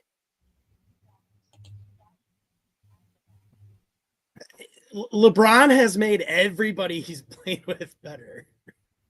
No, it's a good point. Like he's the only player who, and I mean, I hate to say it because I think the whole going to Miami thing was so arrogant, the way that all got played out. Yeah.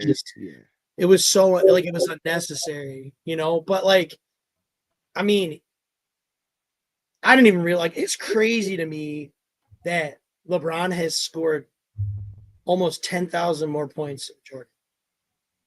Now, granted, Jordan tried to play baseball, but that was like what 2? Yeah, you're talking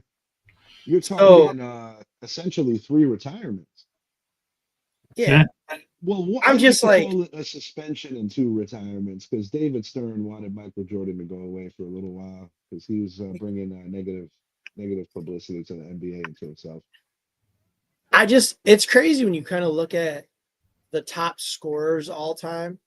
Yes. Like I didn't even realize that Kevin Durant is only 1,300 points behind Jordan. Yeah, it's crazy. And then it goes into this other metric similar to football. Like I always do the Brady and Montana thing. If Montana's drafted in 2000 and Brady's drafted in 79, I still think they're both winners. Similar to Kobe and Mike, they're almost the same friggin' player. But in a more violent NFL, there's no way that Tom Brady plays 20 plus years, which is why Joe Montana didn't play 20 plus years. And Lawrence Taylor spoke about this not too long ago, saying how he respects Tom Brady and he's great and all, but he considers Joe the GOAT because he said Joe played in an era where you had Singletary on the Monsters of the Midway, you had Reggie White on those excellent Philadelphia front sevens, you had myself and our great defenses in New York. And I never seen a guy get his ass kicked like that and be able to play at that level. And it's also like a generational clash because the rules are different.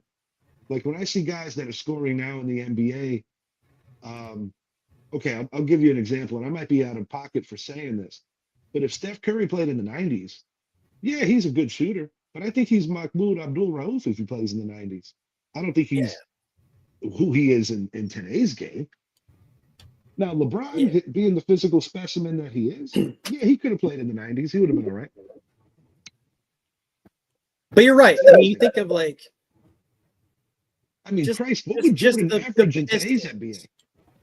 yeah, I just think of the Pistons, right? Sure. The Pistons of the early 90s. Joe Put them Dumont, against- all that.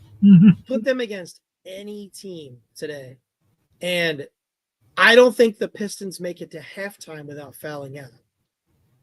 Well, yeah, that's the thing. You could say the Right? same Like I'm thing just about, you could say the same thing about the 90s Knicks because Riley went from Showtime to trying to make the Knicks into the New York version of the Bad Boys.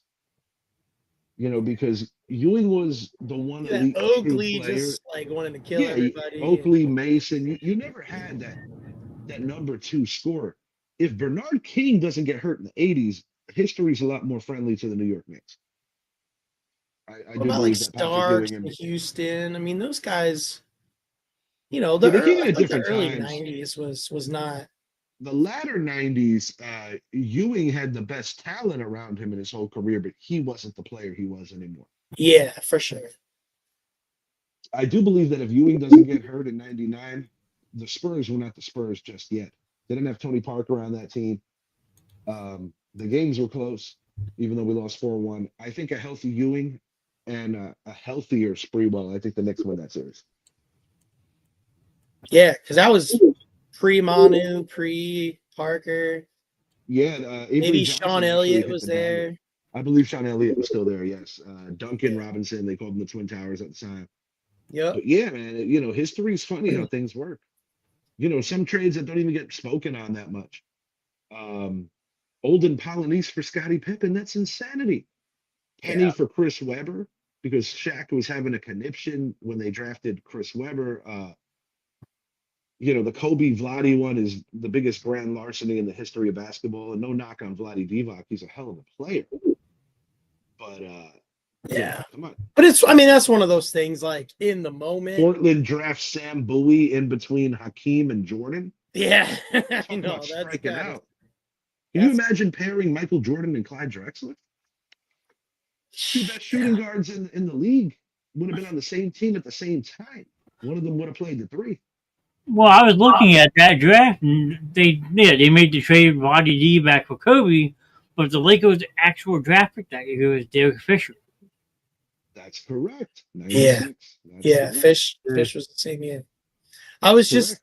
that was actually something I was going to go back to. You made the comment about these guys are coming right out of high school, and it's kind of interesting to look at it because in 01 you had Kwame come straight out of high school, and granted, I mean he had his idol tell him he sucked, Yeah. So I mean it's not, I don't know any worse way to start off your NBA career, but 22, speaking of guys in Philly, I mean, you had DeJuan Wagner, who was Camden, and you had Eddie Griffin, who was in Philly. And I mean, that was the start of high school for me. And those guys were, I mean, they were having sold out high school games. Yeah. And DeJuan Wagner, I think, went second or third overall to the Cavs. Yep. Griffin went to the Rockets, I believe. And unfortunately, the pressure got to Griffin the worst way because he ended up, RIP, taking himself out. I think was it 08 or 09? I remember he and Wagner. Wagner was on the Cavs. He was supposed to be the next big thing. And then the following year, he kind of got overshadowed by literally the next big thing, when they took LeBron. Yeah, and And you it's know, crazy to see the fall off. Like, I'll jump back on Portland for a quick second.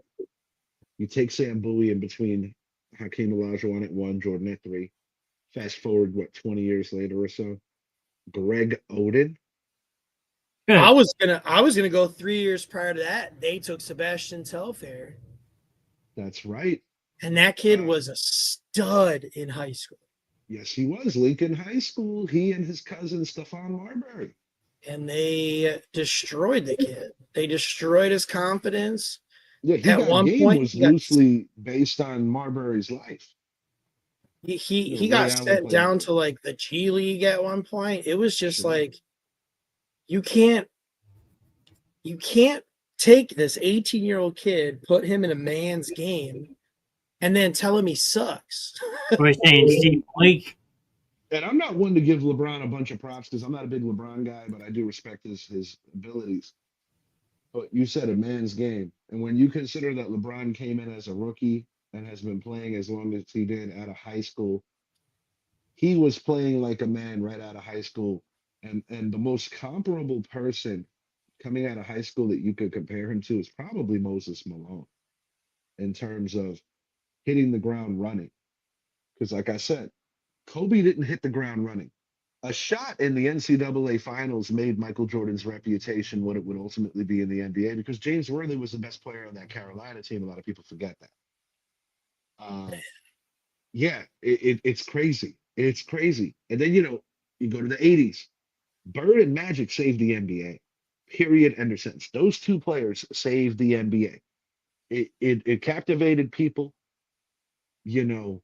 working class You people. gotta give Dr. J a little bit of Oh, early no 80s question. No credit. question. Oh, by the way, speaking of Dr. J, that iconic photo in Rucker Park where he had that iconic dunk, a young Idris Salam is sitting there. I'll have Idris send you boys a photo. Idris was there at Rucker Park as a young guy. That's awesome. That is pretty crazy. I'm gonna ask Idris to send me a copy of that photo. I'm gonna put that in my podcast room. Yeah, That's Idris, one of those that really dude. cool. That dude's lived a lot of life. Idris has seen a lot of things, man. I'm Actually looking at got, right here. Because 95, you had Kevin Durant come out of high school, right? And he was a fifth overall pick. And as a rookie, 10.4 points and about 6 rebounds a game, almost 2 assists.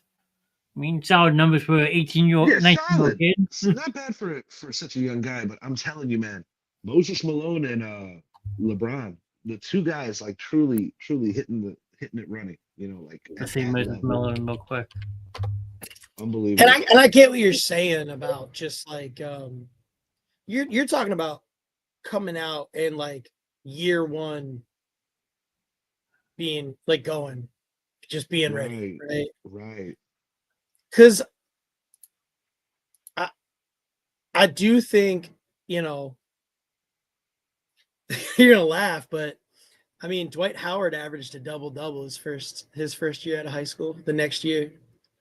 Yeah, And in Dwight fact, Howard he had was he had a double-double for like a lot of years, I'll actually. admit that similar to a lot of sports fans, I too irresponsibly forget Dwight Howard from time to time. I just pulled up his thing. He averaged a double-double from his first year through 2018. That's wild. That's wild. No one, and like no one really talks about him a lot. Like in terms of just like a badass rookie, but going the college route. Grant Hill was awesome straight out. Penny Hardaway. Magic Johnson goes without saying. Larry Bird. But these dudes like straight out of high school, few and far between. It's pretty remarkable. I mean, I remember the blow up for Darius Miles when he came out. Dude, I actually have a Darius Miles jersey.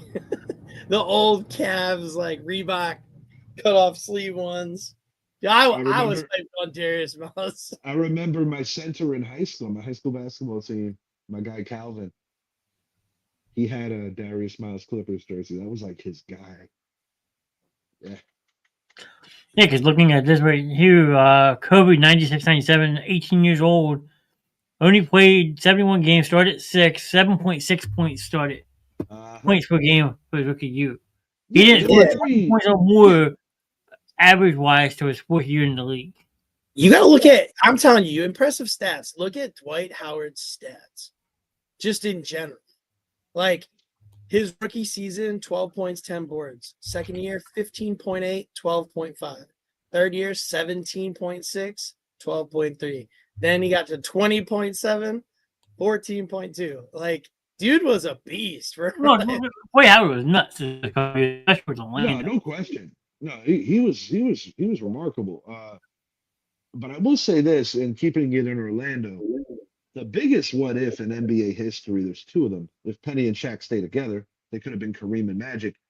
But Penny himself, if Penny doesn't get those injuries, I wholeheartedly believe he would have gone down as the greatest point guard in the history of the league because he had the court vision like a Magic Johnson. He had the athleticism, the length, the height, the vertical.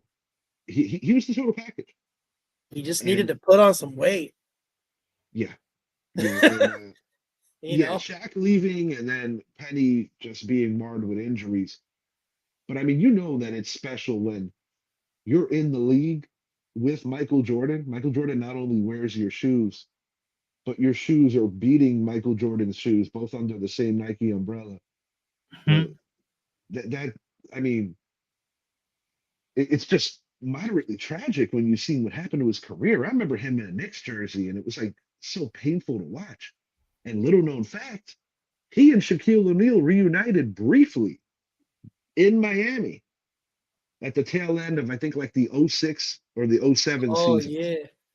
or maybe it was '05, something like that. But You're in those 07. dudes, it 07. was '07, so that might have Yep. been the very end of Penny Hardaway. But that's insane, dude. Like Penny and Shaq gracing the court as teammates again, but just completely different scenario because Shaq was already old, Penny was all busted up and washed. Unbelievable, man. Yeah, I remember just- the playoffs against the Nets because our backcourt was Marbury and Penny. We made that deal with Phoenix. Penny had moments of brilliance in a Knicks jersey, but it was like few and far between because at that juncture of his career, he couldn't do it night in and night out. He might do Yeah, it his once a knees week. were shot. It was so unfortunate because my God, His knees were shot, and it was just like I don't remember what the deal was. He had like just I mean, I remember when he got drafted, and like, well, first off, he got drafted by was it Golden State? yes, it was 'cause that was a Right. straight And then he up got traded for Weber. That's right. That was a straight up trade for Chris Webber. Well, I remember like some of those photos that came out when they do like the rookie photos, and like he was drowning in his jersey, like he was just so lanky. Yeah, man. just- He just looked like he was stretched out, No, it's insanity, dude. Year 2 in the league, he's in the NBA Finals. Yeah. Year 2 in the league, and that Orlando team was so much better than that Houston team.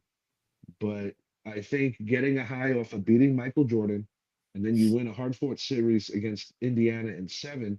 I think Orlando, the immaturity really reigned supreme, and they forgot that they still had a series to play. Because that Rockets team, while I give them credit for being the lowest seeded team to ever win an NBA Finals, they were the 6th seed. They were not better than Orlando. They got the Nick Anderson missed free throws that just carried over. Immaturity showed in that series. I thought this was wild. I just was looking up to see that 2007 Heat team. That's the only season that he didn't wear the number 1. I was not aware of that. What number did he wear? Number 7, because Darrell Wright was number 1. Jeez Louise. The guy's name's Penny. You got to make a deal with that guy and give him his number. I don't know. Yeah. And it's crazy got waived by that team. Because you know how YouTube is like the forever time Luke machine. Jackson. I revisited some of the Miami games from that season. I hate the Miami Heat, by the way, being a Knicks fan, but I love NBA history. So I revisited like a couple of the games where he and Shaq played together. I was trying to see if there was anything highlight worthy. And Penny did like a little behind the back bounce pass to Shaq, and Shaq did his signature dunk two-handed. I was like, yes. But it was like weird. It looked like two uncles at like a family cookout on 4th of July playing the young guys. It was just weird. I was like, man, Yeah. these guys are so damn old now. And the funny thing was, I hated them in Orlando because I'm a Knicks fan. I'm supposed to hate them back then. But then when these guys get old, it's like you appreciate them more. You're like, shit, man, what happened to these guys? Well, right now Penny's on my shit list because he's a coach of Memphis, Yeah, that's and right. so with Temple and the American, we can't be rooting for anybody in the American. So Well, let me ask you, did you fellas watch Magic Moment on Netflix? What is it?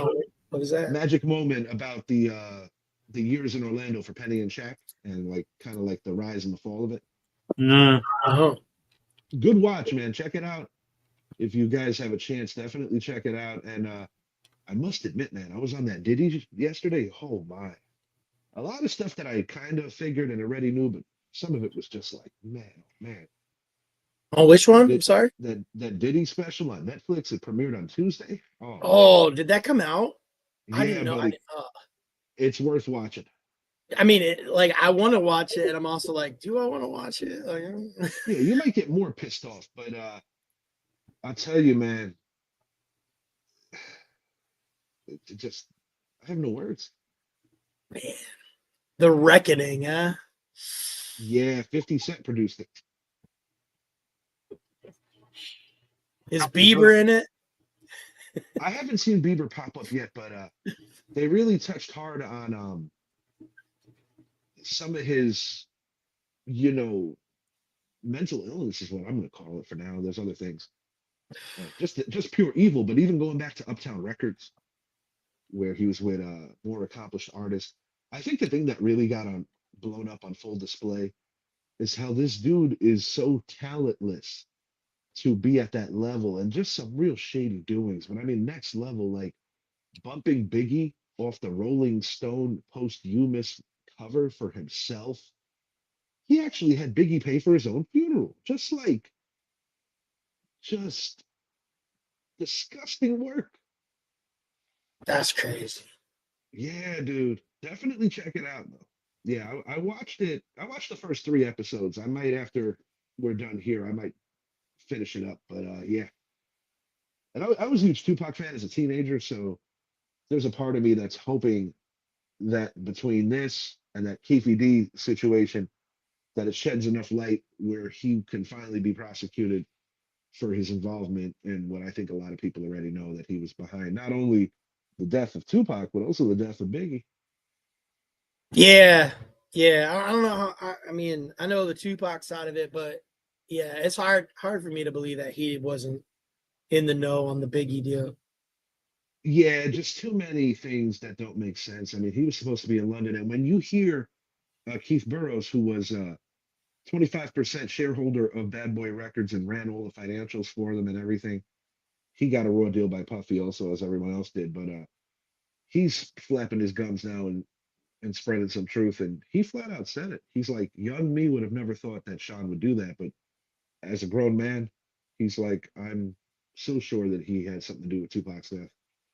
And the whole Keefe D thing, with that trial going on with the murder of Tupac, he and Puff Daddy are the only two guys in accusatory terms that are actually still alive. All the dudes in the Cadillac that opened up fire on that BMW are all dead, with the exception of Keefe D. But he flat out said that he met Puff Daddy, and Puff Daddy offered $1 million on Tupac's head. So another interesting thing, in a song, Yeah, he mentioned it.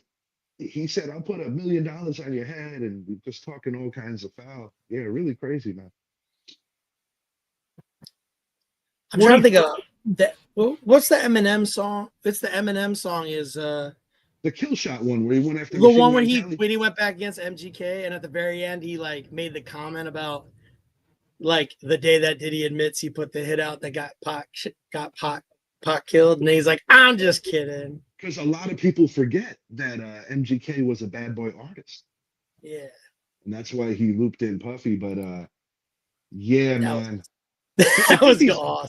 yeah, it's 50 Cent's like life mission to make Puff Daddy go down on every level possible. But I get it, I get it. I But love we'll it. see how it plays out, man. I hope for like the family of both Yeah. Tupac and Biggie that they get the real answers and the right answers. That's all anybody can ask for. But then you look back and it's like, man, like they did that I'll Be Watching You, and like Diddy did it, and like Faith Evans is in on that and everything. Like, does It she wouldn't know? surprise Does me. she not know? It would not surprise me because one thing that I've come to realize is out of all the people that have ran away from Diddy, the one that has always stayed close by his side is Faith Evans. And there's Right? something to be said about that. It's so bizarre, right? Like, just Very bizarre. Well, Faith Evans doesn't strike me as the loyal type. I mean, she ended up marrying one of Biggie's friends, and I'll be honest, it's their business, certainly not mine. But I don't think Tupac was just talking crap and hit him up. I do actually believe that he and Faith Evans were together. yeah, Unbelievable. it's crazy. There's your score update 44-30. And I heard Jalen Carter and Justin Herbert should play. Carter's not, but Herbert should be playing. All right. Well, I'm going to be on the fence with fantasy this week because I'm either going to start Jacoby Brissett or Justin Herbert. I'm headed to the playoffs, but just trying to, position myself. I'm more worried about the CeeDee Lamb concussion, but like I said, it's what 11 days, 12 days until they have to play again. So I think he'll be ready for the fantasy playoffs. But he's like, that was my big trade in my fantasy season. So if he's a no-go, it's going to be tough. And then You don't have any other that's for you what? on the screen. He got 22 points. Yep. Unreal. Man, I can't believe you got a Cowboy on your team. I got two of them. That's Yeah, Wow. but him getting injured tonight, 18.10. He would have had a hell of a night if he didn't get injured. But this is what I'm CeeDee Lamb rolling has with. 6 receptions for 121 yards. This is what I'm rolling with. I got Jacoby Brissett, Devontae Smith, CeeDee Lamb will play tonight, Khalil Shakir, James Cook, Quinshawn Jukins, Travis Kelce, Alex Pierce, Chris Boswell, and the Houston defense. But I might flip and put Herbert in for Brissett. I'm kind of on the fence. I was thinking that if the Rams are up early, Brissett's going to throw a lot. I can't believe Good. Brandon Aubrey got 5 field goals. One of them being a 63-yarder. Yeah, that's insanity. I mean, Gibbs has a buddy Mike 33.5. I he will can't eventually believe break. Johnny's over here trying to trash talk me about his fantasy team when his kicker gets his most points. I don't know, man. It's pretty bad. We'll see. It's all good fun, you know it. You can have your 22-point head start. I'm sure Josh Allen will get that on the first drive. Uh, Who are they playing this week? I have no idea. I'm just messing with Cincinnati? I have literally no idea who anyone's playing this week. It Yes. looks like I'm going to fall short here on my Hard Rock ticket. 43 rushing yards for Jahmyr Gibbs. I needed 65. Yeah, but he has 3 touchdowns. Yeah, too bad I didn't go that route.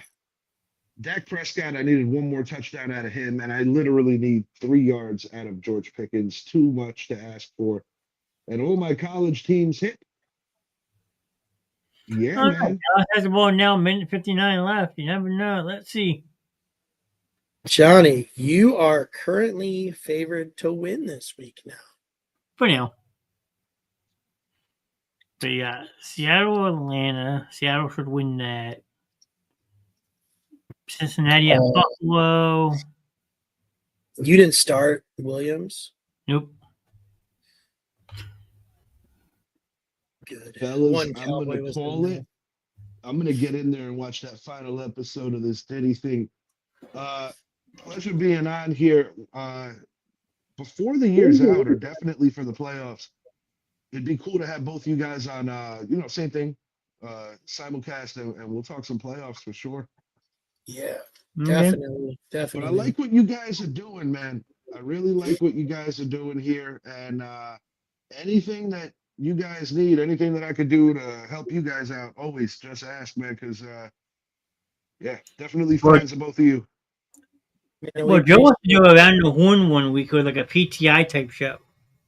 Yeah, I would love to. I think that would be a lot of fun. We No, I'm we were with it. talking about like having Johnny be like Tony Reale over here, No, I think it's a great idea. giving us I think it would points be and really stuff. cool. Most definitely. Yeah. Yeah, you guys should definitely do it. Like one of my favorite things I do on my show, but just depending on the flow of the shows or what we're doing, I've gotten away from it for a while now. But the start bench cut's always a good one. Yeah, bench cut. Like when I first started the podcast was always like a big thing. But yeah, man, Start it's definitely like a process and a journey. I'm in what year 3 that it's been my podcast. First year and a half or so, my buddy Jordan. But it's been an interesting ride so far. Yeah. Yeah, It's all a man. learning process. You know that.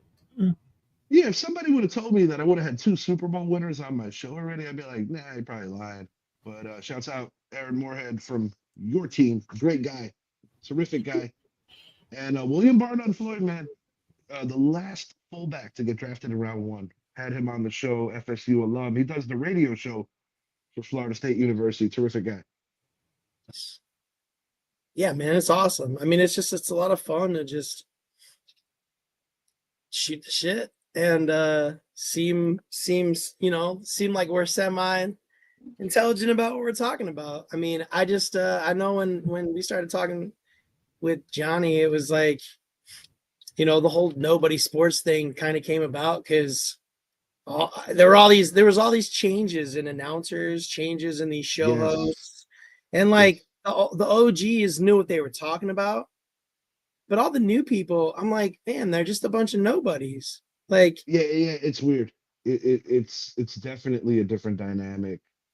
And it's crazy, like even with the podcasting stuff that we're doing, like with the networking, like I met Johnny by like pure accident. He just Yeah. happened to run into my show. Yep. Yep. Kind of how I It's met just- Joe by pure accident. He had like one of my comments on the Eagles page is nobody sports, so I looked into it and I met Yeah. Idris on a Giants page, that NFC Beast, where I put a lot of my content out. Troy, what's up, buddy? Keith's great, dude. I like messing with that guy. He's like one of the few people that can just take shit, talk shit. You just He's like, funny as hell. He was I love- actually a guest on my show once. that's awesome. Yeah, great guy. Yeah, Keith is a good one. I'll be honest with you. I'm in a lot of different pages, but I hone in on fewer because there's so much saturation. But that NFC Beast, that's a cool ass page. Oh, for sure. they Yeah, talk you a got a lot lot of of real shit. knowledgeable football fans in there. There are some times where I gotta admit that like you'll get like the occasional Eagles fan that just says something dumb, and you're just like, God, I just want to boot you out of this fandom. Like, can you, you know what I mean? Oh, trust me. Like, because it's As like the- it's always a Philly fan, right? As the late John Madden, I distinctly remember it was a playoff game against the Chicago Bears 1990 season. Just praising Giant fans, talking about so much knowledge, and they're so knowledgeable. And one thing that breaks my heart, and it might sound like old man energy, and I don't care. I'm 44 years old, but it just seems like this breed of Giant fan, they didn't do enough history lessons on the team. The way they watch I don't know what the hell is going on with our fan base, but like it's weird. It's not the same caliber of Giant fans when I was coming up. Well, And it's just it's a different world in that regard, because one thing about, I remember the old Giant Stadium Giants tickets, it's like they were willed down. You're not gonna sell your seats and let teams take over to make back your profits on the PSLs and shit. No, fuck no. It's just a different time, man. But I guess every fan base would probably say that on some level or another. let's separate the fan bases real quick, though. You guys lose 2 games in a row. Does your fan base go at your offensive coach's house? Oh I would have man, done it. I think that's kind of you like, guys well, were into I texting feel like, like I that's can't kind believe of these like guys egged his passive. house. And I'm thinking to myself, I can't believe they didn't throw his shit through the windows. Like, That's like this guy passive out of here. behavior. That's passive behavior for like angry Eagles fans. I mean, you're talking about this is a fan base that threw batteries at Santa Claus. Yeah. JD Drew. They threw a beer can at Howie at the parade. You didn't mean to do that. I He didn't think was they asking meant for to a do beer. that, but that shit was Hey, that's funny. how he's fault. He's supposed to catch the beer. Yeah, yeah. That's like when Gronk spiked the Lombardi. That's a dipshit move. That was a dipshit move. That was still hilarious, though. But it just goes to show you that there's different levels of CTE. Gronk's level of CTE, he does funny shit. Aaron Hernandez kills people. Well, so does Antonio Brown. Yeah, that's crazy. This Antonio Brown thing is crazy, dude. Antonio Brown is Unbelievable. smarter. He went to another country, though, and then thought he could get away with it. Hernandez didn't think. He just went for it. The Antonio Brown thing is disappointing on so many levels because this is a guy, Central Michigan, Chippewa, humble beginnings in the football realm of things. And just a guy that once upon a time was so easy to root for. Yeah, Former, dude. former Madden cover boy back at 19. One of the better receivers, a guy who should be in the Hall of Fame if you didn't have all this other stuff dirtying up his whole image, and then the way he left the NFL, just walking off the field during the Jet game, and then the way he dogged out Tom Brady, a guy who always went to bat for him. Yeah. It's just the worst of the worst. It's like perfect, such man. disappointing behavior. Like why? And I do believe that I don't like to make excuses for people, but Antonio Brown has not been right since that perfect hit. That's what I'm saying. That perfect hit changed him. And Very unfortunate. yeah, it's crazy, but yeah. Oh, I'm thinking it might be time to tap out. I see you tapping out. I didn't even realize how late it was. Yeah, we almost been 2 hours. Fun as always. You know that. Oh, the Lions won. Yeah. So the world can go back to being normal again. Cowboys have lost. Definitely gives the Eagles some space, and it's going to be hard for the Cowboys to make the playoffs now. Yeah, I dropped them down probably like 9th or 10th in the seedings.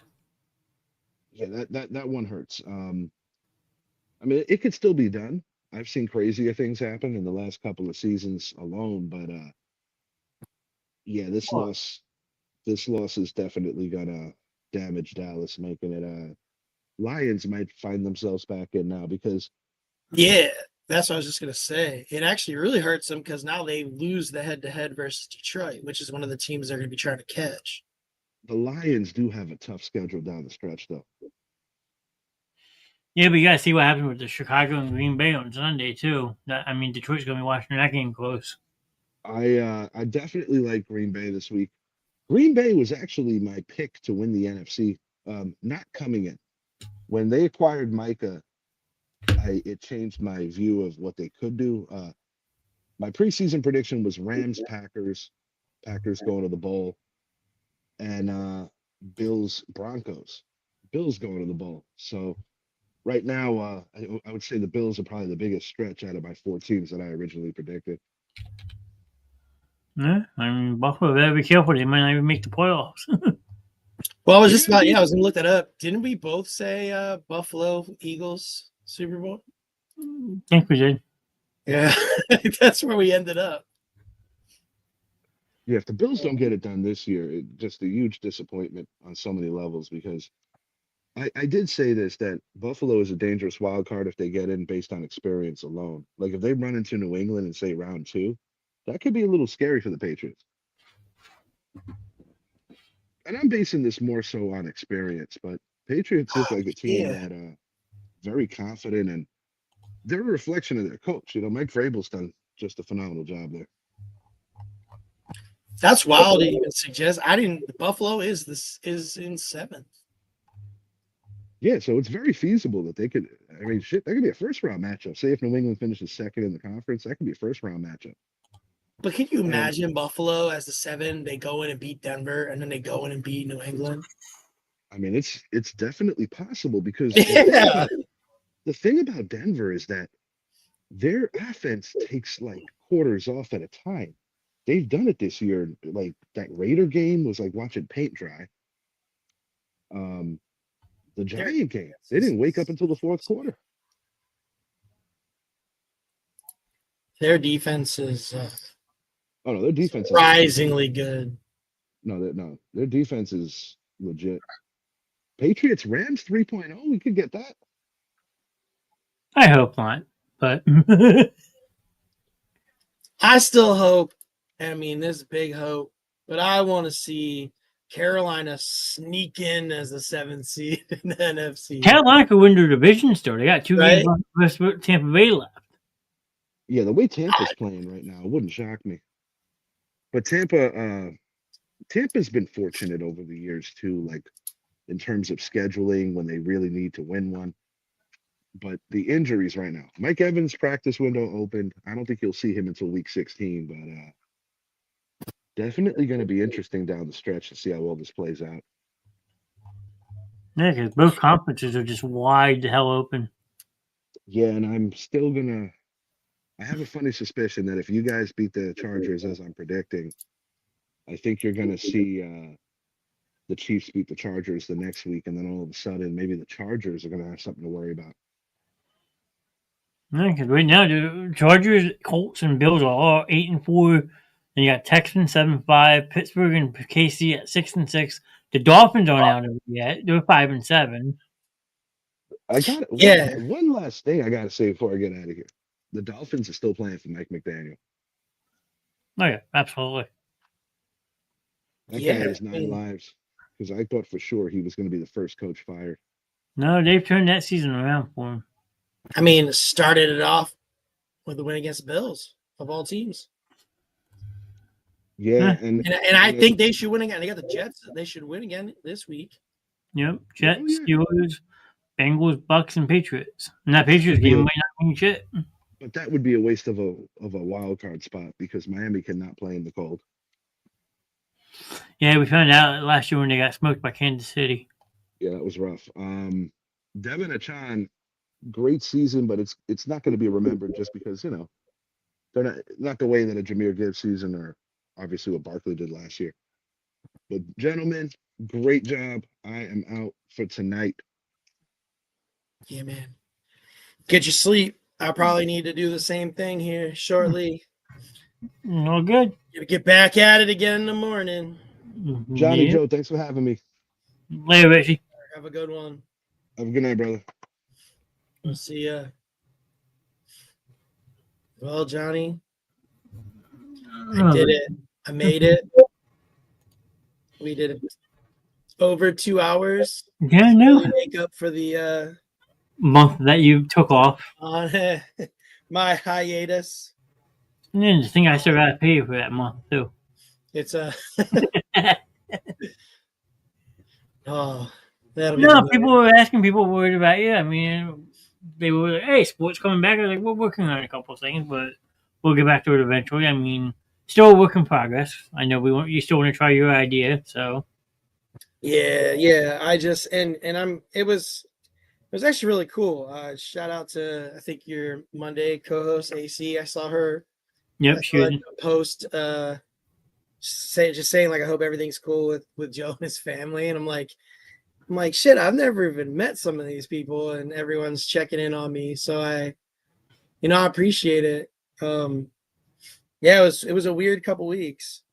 Just I mean, I completely lost my voice at that Green Bay game, so that's my own fault. And then I was traveling for work, and then I got sick, and then everybody was sick here, and December 14th. I've been might hearing be me right. sniffling all night. I'm on the back end of it. I'm all medicated and whatnot. But yeah, it's nice to get back on and do a show. And thanks for letting us take over a Thursday night. Yeah, I mean, December 14th, I'll lose my voice for you, and you can run the show on that 16th. Hey man, Yeah. it's gonna be fun. Yep, I mean, we'll just see what happens as the rest of the season goes. I mean, we still got plenty of football left. I mean, shout out to Richie and Idris for joining us tonight. It's been awesome. I always enjoy talking to them guys. Oh, 100%. They're Giants fans, but they're like very passionate sports fans, and that's what we want to build here. Is having the passion, compassion, and you're gonna have a little trash talking, but at the end of the day, like we're just people talking about sports, what we love to do. Yeah, and we never. Sometimes we've got a plan for things to talk about over the course of the night, but like on a night like tonight, it's you never know where the show's gonna go. And That's the fun part about it's doing it always live. fun. Yeah, it's always fun to just have some genuine, unscripted sports talk. Then who knows if there's ever a moment where there's silence, we can just go back to the fact that it's been almost 30 years since the Cowboys have been in a Super Bowl, Yeah. and it's looking like we're going to be going to 31. Yeah, they might even make the playoffs. I mean, they lost tonight, so I mean, It's brutal, man. the whole thing about me beating you in fantasy is a perfect. I'm not looking forward to that. We will see next week. We will provide everyone with an update on how things went. It is not looking good for me right this second. I'll make you laugh. You're making a big deal of 22 points on Aubrey for our league, right? That's wild, man. Oh, it gets worse. In my cash league, the league I do with my parents, my cousin has them, 32 points with a kicker. We'll see, man. I'm trying to look and see really quick.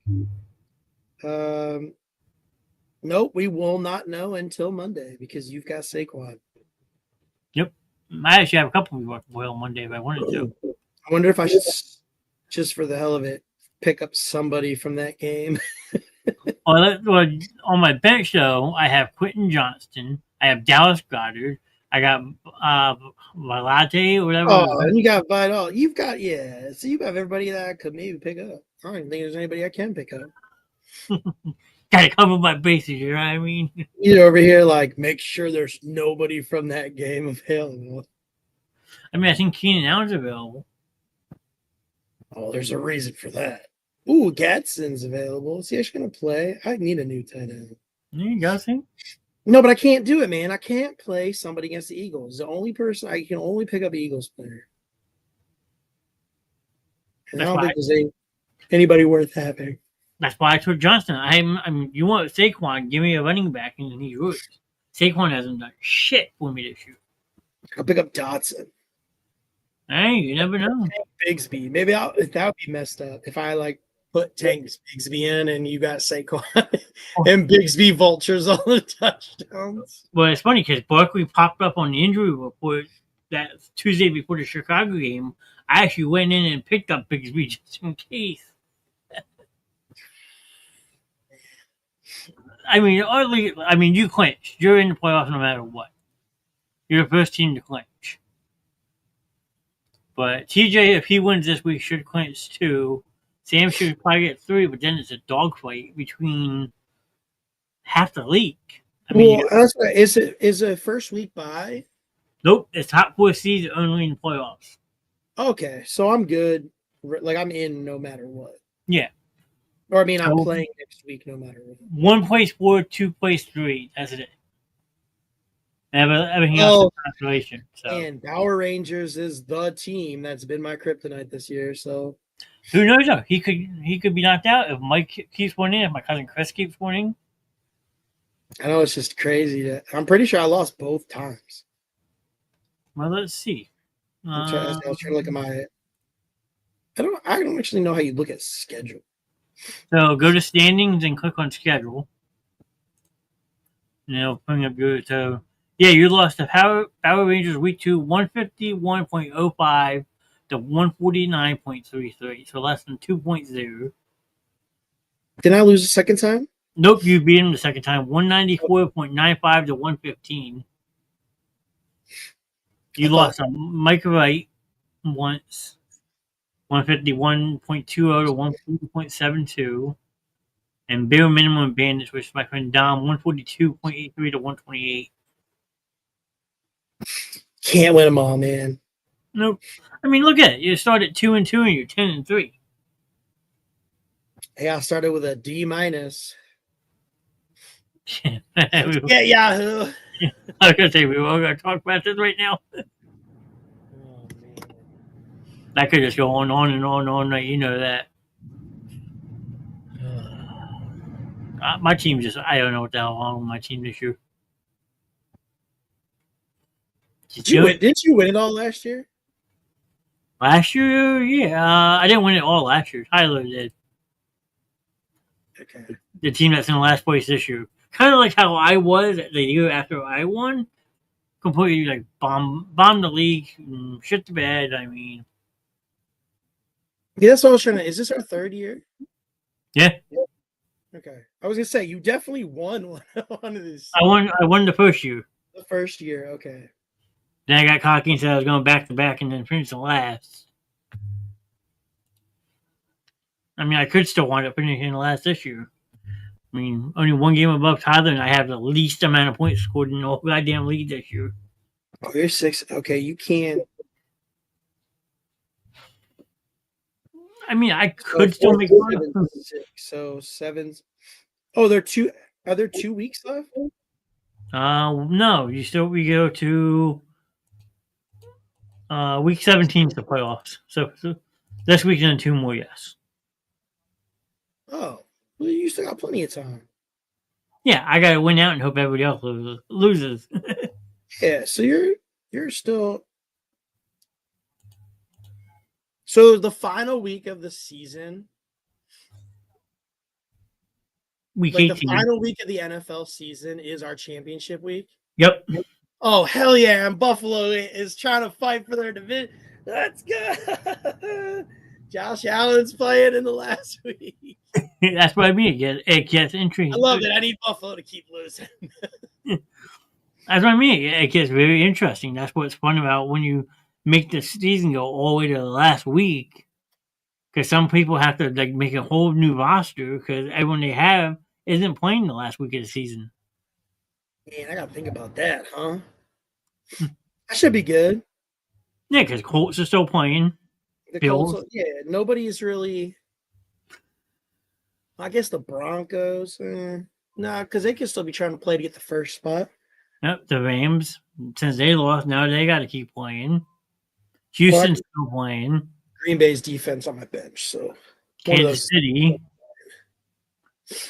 You got Jordan Love. He's still playing to get in. Yeah, I should still be alive. I think so. Well, let's not get ahead of it. I still gotta win that first week. Yeah. I mean, So- like I told you, look what happened with Sam Simmons last year. Had the one season, lost first round in the playoffs.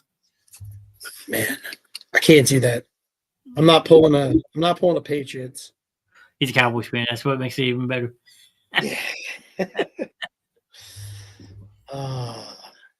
But no, it's been fun. We'll get back on it next Tuesday. I'm actually off next Tuesday, Wednesday. So we'll come up with a more constructive plan Sounds good. for a show next week. But everyone who popped in there, I appreciate it. I know we had Dark, Troy was here. A lot of people were probably looking. My friend Andrew said hello. Yeah, there are a bunch of names on here I never seen. Holly, before. she's over at the basement show a lot.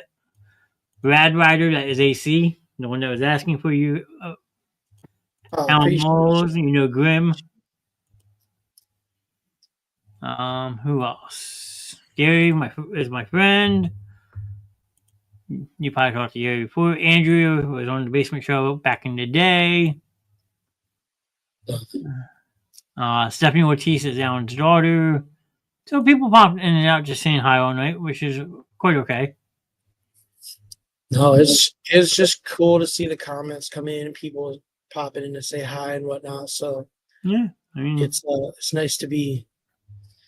It's nice to be back. once you get back in the real swing of things, you'll be good as new, ready to have some more fun. But Yeah, we'll go to. Yeah. Next week, hopefully, I'll be 100% and I'll really get back to my Dallas trash talk. It's pretty tame tonight. save it for when it matters most. But look, we still actually have 4 people watch one of it. Well, because Richie had his pages linked up too. So everyone who's still in chat, make sure to drop Richie Hicks Junior Sports Podcast a like and a follow if you haven't done so already. They're good people. They do shows almost every single night. And then we were on the Sports Corner tonight on Facebook and YouTube, and the Basement Show YouTube as well. And yes, tomorrow night is going to be a banger of a show with the good old Rev Grimm, his last one before his surgery. So make sure to pop in over on YouTube on the Basement Show to see that one, because it's going to get quite interesting tomorrow night. Will anybody be consuming anything? Nah, no, but hell's coming. Hell's coming? Yeah, hell's coming. I think we're already in hell. Well, with Grimm, you actually have to be signed into a YouTube account, and you have to be 18 and older to chat in the chat. That means I could chat in there twice. There you go. You can do whatever you want, sir. Beautiful. Just don't But- put anything in my cookies. Cookies. Is that at 8:20? Oh, It man. is, Mr. Evans. 8 o'clock tomorrow night on YouTube. You know what? Huh. How long does that run for, though? Because I forgot. Tomorrow night, I'm going to see Michael Blaustein. Hope, if it's a good show, Grimm will probably be going about 3 hours, if not longer. Maybe I'll catch on the tail end of it. But Michael Blaustein's a comedian, for those who don't know. And if you never heard of him, you should look him up because he's hilarious. And he's going to be in Madison tomorrow night. So I'm going to be fangirling pretty hard. Oh my God. Sorry. Oh, dude. He everybody's on Matt Rife roller coaster. No, Michael Blaustein. Check him out. Man arrested in Madison, Wisconsin for jumping comedian on stage. I know that guy. Yeah. Anything else? Go live from the back of a cop car. I mean, you actually have the Sports Corner page. You could go live on the Sports Corner. This is true. From the back of a cop car. I go live. Johnny, bail me out. Yeah, I'll keep an eye out for it. Yeah, if you see it go live, that's not a good sign, folks. Sounds like a plan. Uh, But everyone have a good night. guys. Yeah, everyone have a good night. We'll let Mr. Gallagher go get some rest. Same with me, because it is 12 o'clock midnight here on the East Coast. Yeah, you're already in the future, man. Yep. I'm still in the past over here. Well, I'll let you know how it goes tomorrow, okay? Sounds good. Yeah. Have a good, Send me have a good the- night, everybody. See y'all. Adios.